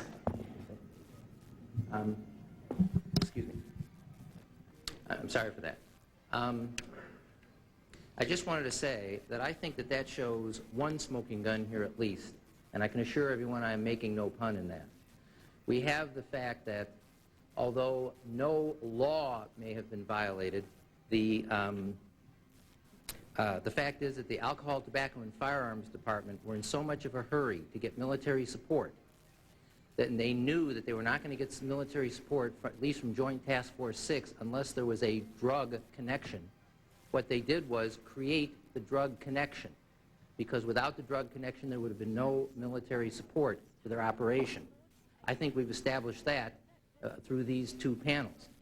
I think taking it further for just a second here, we can add to that if you add other factors, you show that the Alcohol, Tobacco, and Firearms Department could not wait to hold a military-style raid, that was their goal at a certain point and nothing could dissuade them. We have the fact just established, I think, that they misrepresented the mission as a drug mission to get the military support from the Joint Task Force. Second, that they made no effort to arrest David Koresh outside of the compound, which, by the way, would have provided the best opportunity to save the children inside the compound, which we started hearing in these panels became a major thought in this raid. Well, of course that wasn't their major intention. Their major intention was a firearms violation. That's what the arrest warrant and the search warrant say. They turned down the offer made by David Koresh to come into the compound and look around, which they should have done even if they weren't going to find any illegal firearms, just to look at the inside of the premises. Their preparation was so poor that their surveillance team was spotted because a bunch of 40-year-olds in expensive cars don't look like college students.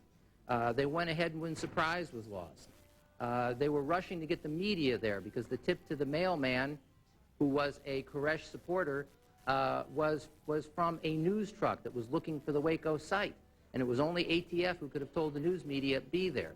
I think you put all this together, it shows exactly like what Mr. Morrison of the Los Angeles Police Department essentially said, that poor management by the Bureau of Alcohol, Tobacco, and Firearms put their own agents into an unconscionably dangerous situation.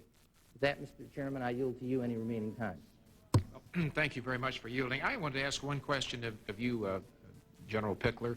With respect to JTF-6, am I understanding correct from the very beginning of these hearings, and I think this is an important point to be made, that if it were not for the drug connection, your particular unit, JTF-6, would not have been, under the rules of the Army or your rules, been permitted to be training ATF as they did before the Waco raid. Am I correct? That's what you said to us early on in this process?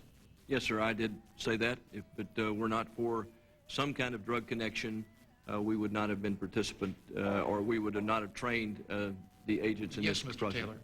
Mr. Chairman, that seems to contradict the answer that I received when I asked if a local law enforcement agency were to ask them with some help in training into how to best storm a building that they suspected was heavily armed. The answer was yes, we would provide that. Well, I think we'll get that without a drug clarified. connection. Is that not also correct? And don't they tend to contradict each other? The answer that was given, I believe, by the DOD representative was that there is support that can be provided. And in the context of this particular mission, if it had come to our attention that there was no drug connection, we would have referred that support properly to the Department of Defense for their consideration of support. But this particular unit was not under the rules of the Army or DOD permitted to give training to anybody that didn't have a drug support connection like this. Is that right? I mean, that's what we're talking about. They came to you. If it hadn't been for the drug support, your particular unit would not have been permitted to train. That's correct, sir. No. All right. I think that's a very important clarification. The time on this particular round has... Yes, Mr. Taylor. Again, for the record, for parliamentary inquiry, you very specifically said his particular unit, JTS-6, would not have been used. Is it also not correct to say, though, that DOD in general support would have been available? All right, let me do this. Reclaiming the time of the chair for a minute, for the purposes of clarification and not to yield to Mr. Taylor, but I think I'll satisfy him, I would like to ask unanimous consent to have 3 minutes specifically to clarify this point. Is there any objection to that?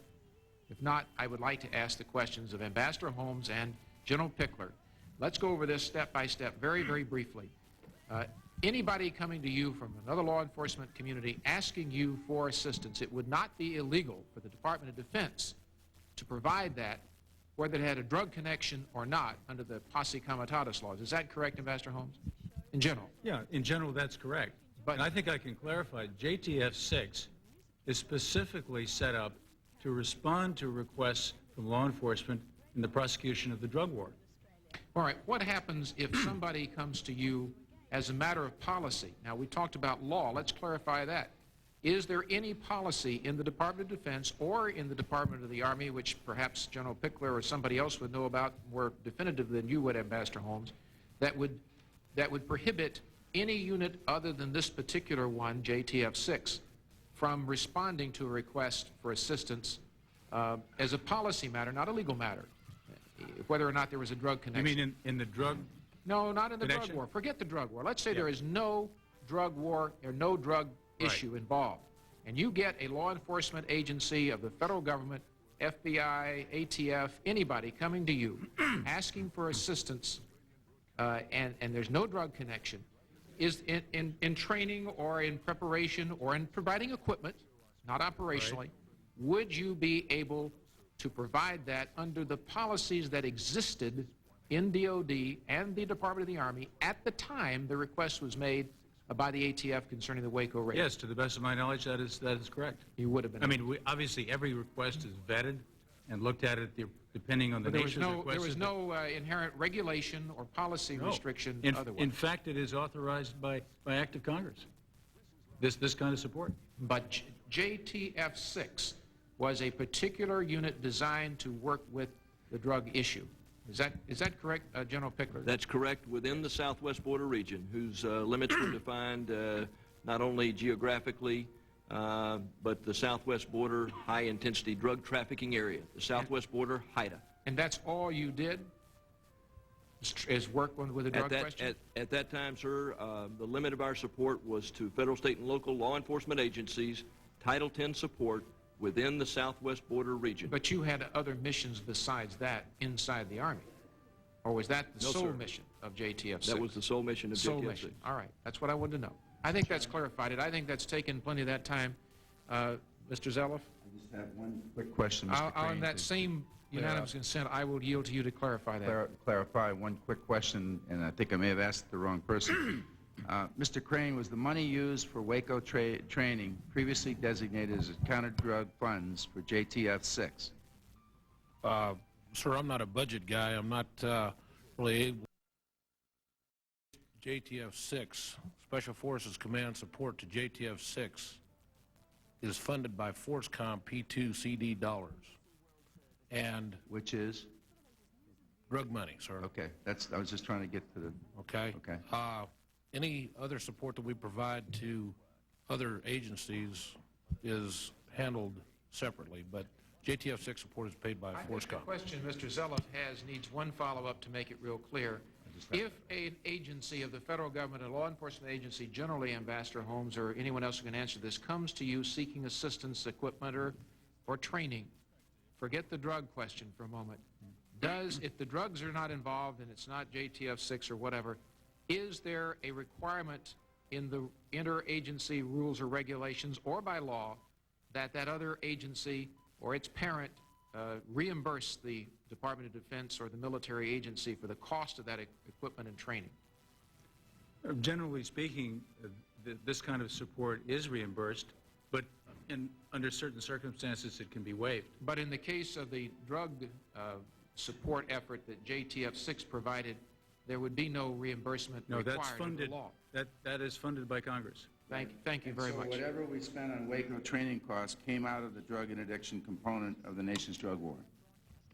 So That's correct. Those funds were funneled from the department through the Army as a funding mechanism to Joint Task Force 6 to pay for that support that was provided I under the understand. execute order. Yeah. Thank you very much. Thank you very much.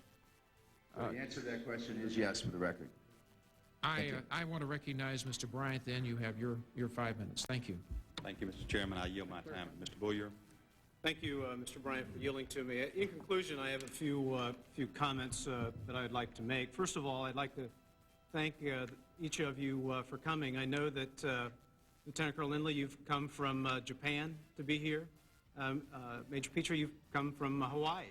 You've come a long way also to be here. And General Huffman, you've missed a wedding to in fact be here. And many of you have missed other things. So let me extend a thank you to you. Also to Sergeant First Class Dunn. I think you probably have to be thankful to help clear your name. Your name's been in a lot of different magazines and stuff, and hopefully you've had that opportunity now to, in fact, clear your name and that you weren't there at the raid day, as a lot of some like to write. So that's the purpose of these hearings, to get a lot of that out in the open, and I appreciate your candor and your willingness to testify here today. I think part of the testimony has been very clear.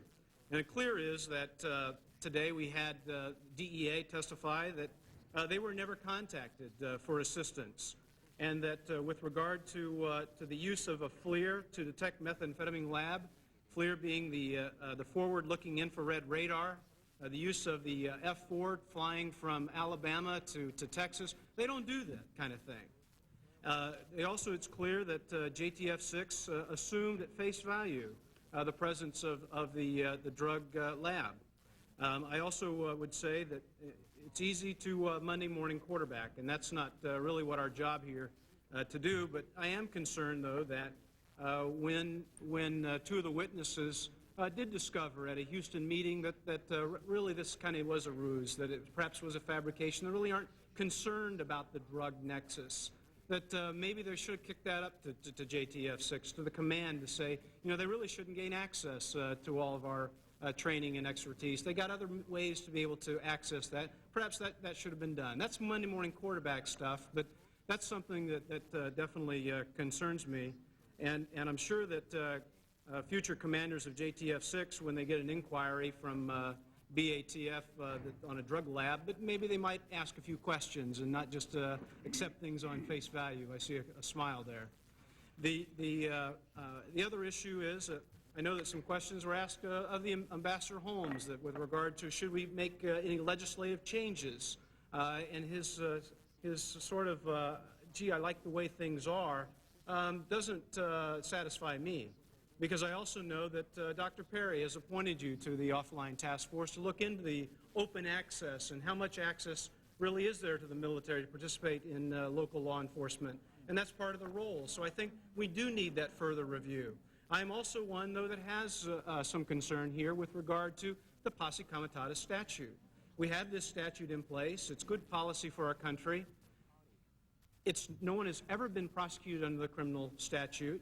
And it's almost as if we have so many laws and regulations to know how to skirt around the issue, and Congress is partly to blame in part of this, that we have learned that despite this ruse and fabrication to gain access to the military treasure trove, they didn't need to lie in the first place.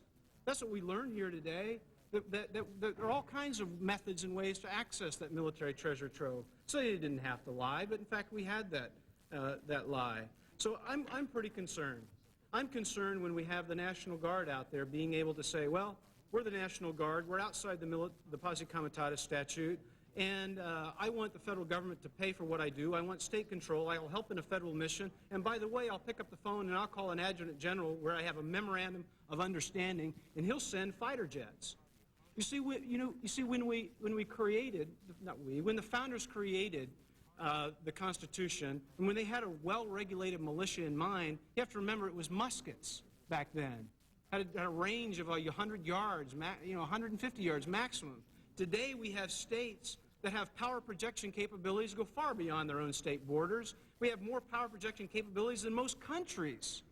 And now we have these state adjutant generals making decisions on memorandums of understanding and never even picking up the phone and calling you, Ambassador Holmes.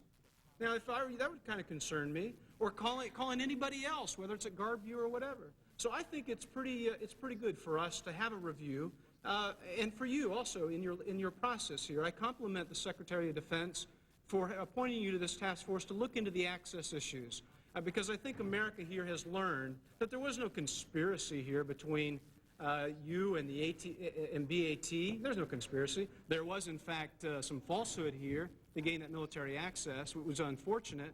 But I think America can now be surprised at how much access there really can be to the military insistence of local law enforcement. And we here in the Congress can debate a lot of the policy perspectives to that. But let me thank all of you for coming here today, for clearing the air. It's important. And let me finish by thanking each of you for your service and commitment to country. God bless you. Well, I thank you very much. I think we've concluded the normal questioning here. I've got a couple of clarifications to announce. First of all, the written testimony, I believe, Ambassador Holmes, that you gave and I guess General Huffman gave will be admitted to the record. So would any other written testimony that you wish to present today. I think there's some documents that have been asked to be put in the record that were used down by Mr. Shattuck and Mr. Boyer, and without objection, they're admitted to the record. There was a question raised earlier about the clarification on some of the equipment read off by Mr. Zelloff with relationship to the being supplied by the military. Those lists for clarification were of the equipment provided not only in connection with this raid on the 28th of February, but also with the final assault day on April the 19th. And I believe I'm just, Mr. Boyer? I can't recall. I want to make sure that the National Guard after-action report is submitted for the record. No objection. If no objection, the after-action report will be submitted for the record. Do you need a clarification, Ms. Thurman? Mr. Chairman. Yeah, I do have a clarification. Sure. Because there's been two characterizations here by Mr. Schiff and by Mr. Boyer. And I think we ought to have it on record because I don't think they ever got an opportunity to respond to their characterization of what happened. And I'm kind of curious if they agree or disagree with the way it was characterized.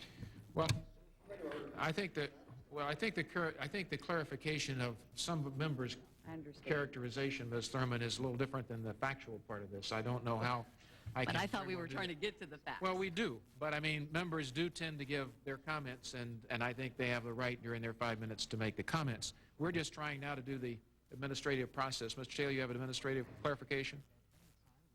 Going back to Mr. Zelloff's list of the equipment that was used, I think for the record, since this is a subject of much debate out amongst the people of this country, for the record, it is very important that there be a delineation of that equipment that was made available on the first day, February 28th. Well, let's see And what who it was is. provided by- and Let's that make sure we equipment know. that's Do we know? provided on We have that the here, follow-up Mr. Zelliff, or maybe you know. I think the equipment involved, 3 helicopters that were used came from the National Guard units. What else? Why don't we read the list, and then we'll have the experts tell us which ones for which. Because obviously, Mr. Zelliff, let's face it, by the time the second raid had occurred, there were 4 dead ATF agents and 20 people. Well, who were whatever the shot. background is, let's clarify it. Mr. Zelliff, I yield just so you read it, just for the Just clarification. read the list, right? Just read the list and see if we can get anybody to tell. If anybody knows on the panel, they may not know that. 2 UH-1 helicopters, 10 M2A1 Bradleys, No. 2 main battle tanks. Well, now, the Bradleys and the battle tanks would have been provided for the, not for this, but for the second raid. The helicopters, Okay. presumably, for this one. 2 main battle tanks Abrams, 2 HMMWVs. That, presumably, that would be for the second one, too. Has anybody here got any information that... Well, let's ask a yes Is or it no. not safe to say that on the first day, the only equipment Well, was Mr. made Taylor, available by the let me... National Why Guard? don't you let them answer the question? I'm asking a question. Mr. Ambassador Holmes, can you clarify this? Mr. Chairman, may I make a suggestion? Why don't we submit for the record this equipment? That would be a good suggestion. Great. We'll accept that very quickly. That'll solve the problem. Last thing on clarification, Major Petrie, flashbangs. You familiar with flashbangs? You know what they are? Yes, sir, I am. All right. Were flashbangs something which this unit, for clarification, actually, that ATF came to you in the training and all, did they get involved with you in the training and the connection with that? Was that part of their training? To use flashbangs? Yes, sir. During their, what they needed was approval to throw them, to utilize them in their And training. am and I rehearsals. correct that the rules and regulations regarding flashbangs that normally you would train them to do would involve caution in the case of use with children and fire, around fire, and that sort of thing? Is that correct? Sir, that was the only contact I had with the flashbang issue there at Fort Hood was... All right, that's fair enough. I just wanted to know. That had come up earlier, and I wanted to clarify it. That's it. Mr. Chairman. Ms. Thurman. Because of just this last round of questioning that I kind of think happened here, I would like to ask for unanimous consent to give these folks 2 minutes to respond to what I asked in the beginning. What was, on the I would like to know, on the yes, as characterization. far as I'm concerned, you can have unanimous consent. Any objection? Mr. Chairman. Well, then we'll start objecting when we see this kind of nonsense. Mr. Chairman. All right, we have finished the rounds of questions. I simply was trying to get things that were loose ends clarified. Chairmen typically do that at the end of one of these hearings. We are at the point now where we've got people wanting to get in and question characterizations and so forth. That was not the purpose of what I was doing. So, at any rate... Mr. Chairman, I'm confused. I thought you had agreed to allow the gentlelady's question to be answered. Well, there was an objection down Well, here. does he have to express his objection so that we We'd can... had a unanimous consent earlier. They objected to this particular one because this question, I gather, was one of asking a response to characterizations that two members had made down here. So we're getting into the point where I just have to be stricter than I have been, that's all. Mr. Chairman, I make a parliamentary inquiry. Can an answer be forthcoming from these gentlemen in writing, then, to the committee in order to receive this? The witnesses are free to submit written testimony, and that has been already put into the record. We have agreed to accept it, and they have done so, I Mr. think. Chairman, I need a clarification. I, in the midst of my questioning, referred to I want to get the correct name, the Department of the Treasury on the Bureau of Alcohol, Tobacco, and Firearms, the investigation. And I would like unanimous consent to put in pages 211 to 214. It's only 4 pages. It has to do with the National Guard support and military compact, and it refers to this. Well, there'll be no objection, but I would say, without objection, but I would say that that entire report is already part, as far as we're concerned, of this record. The reports of both the Treasury and the Justice Department are received as a part of our record for your reference. And Mr. Chairman, if I can make special emphasis on pages 211 to 214. By way of clarification, it was difficult to understand whether you said Shabbat or Shadig when you talked about documents being admitted before. I think mine were already previously admitted. I had said by unanimous Shadig consent. before. That is Okay. correct. When I did what I did just a moment ago, I was acknowledging, I think Mr. Shadig and Mr. Bouyer had documents they'd referred to. They asked for unanimous consent. They'd be admitted. We did that. Individual documents have not been, but my recollection is if it's not true, I will do it myself right now without objection. Both the reports on the Waco raids of the Treasury Department and the Justice Department in their totality will be admitted as a part of this record. They should be for reference purposes. Having not heard an objection, that's fine. What was the documents that we had referred Well, to? you've already, those have been admitted. The documents you referred to, each of you have submitted those, and we've gotten unanimous consent on that. Mr. Conyers? May I be granted 5 minutes? You walked in seeking the 5 minutes. Now, Ambassador Holmes has to make a plane. He's sitting there ready to run out. I don't want him not to make his plane. You can ask the rest of the panel. Do you need to ask him? Well, we would be delighted, Ambassador, that you make your plane. And I would be very privileged if I would get 5 minutes. Well, I'm going to yield you the 5 minutes, but then you have to make the decision on Ambassador Holmes' plane. I understand that I'm going to yield to the gentlelady from Florida, so if she doesn't mind him leaving, I'd be perfectly delighted if he were excused. Thank you, Mr. Chairman. You're welcome. And I thank the May gentleman. I make a point? With respect to the statements that were made and you were asking about, we don't consider that a question. We have no comment to make. That's a statement, and so... But it characterized what they thought that they heard today and what was happening, and all I'm questioning is, do you agree with that or don't you? We have no comment on it. We Fine. don't receive it as a question. Anything else? That's fine. Well, I think... Well, no, The gentleman, I'll yield my yield to Mr. Taylor. Thank you, Mr. Conyers.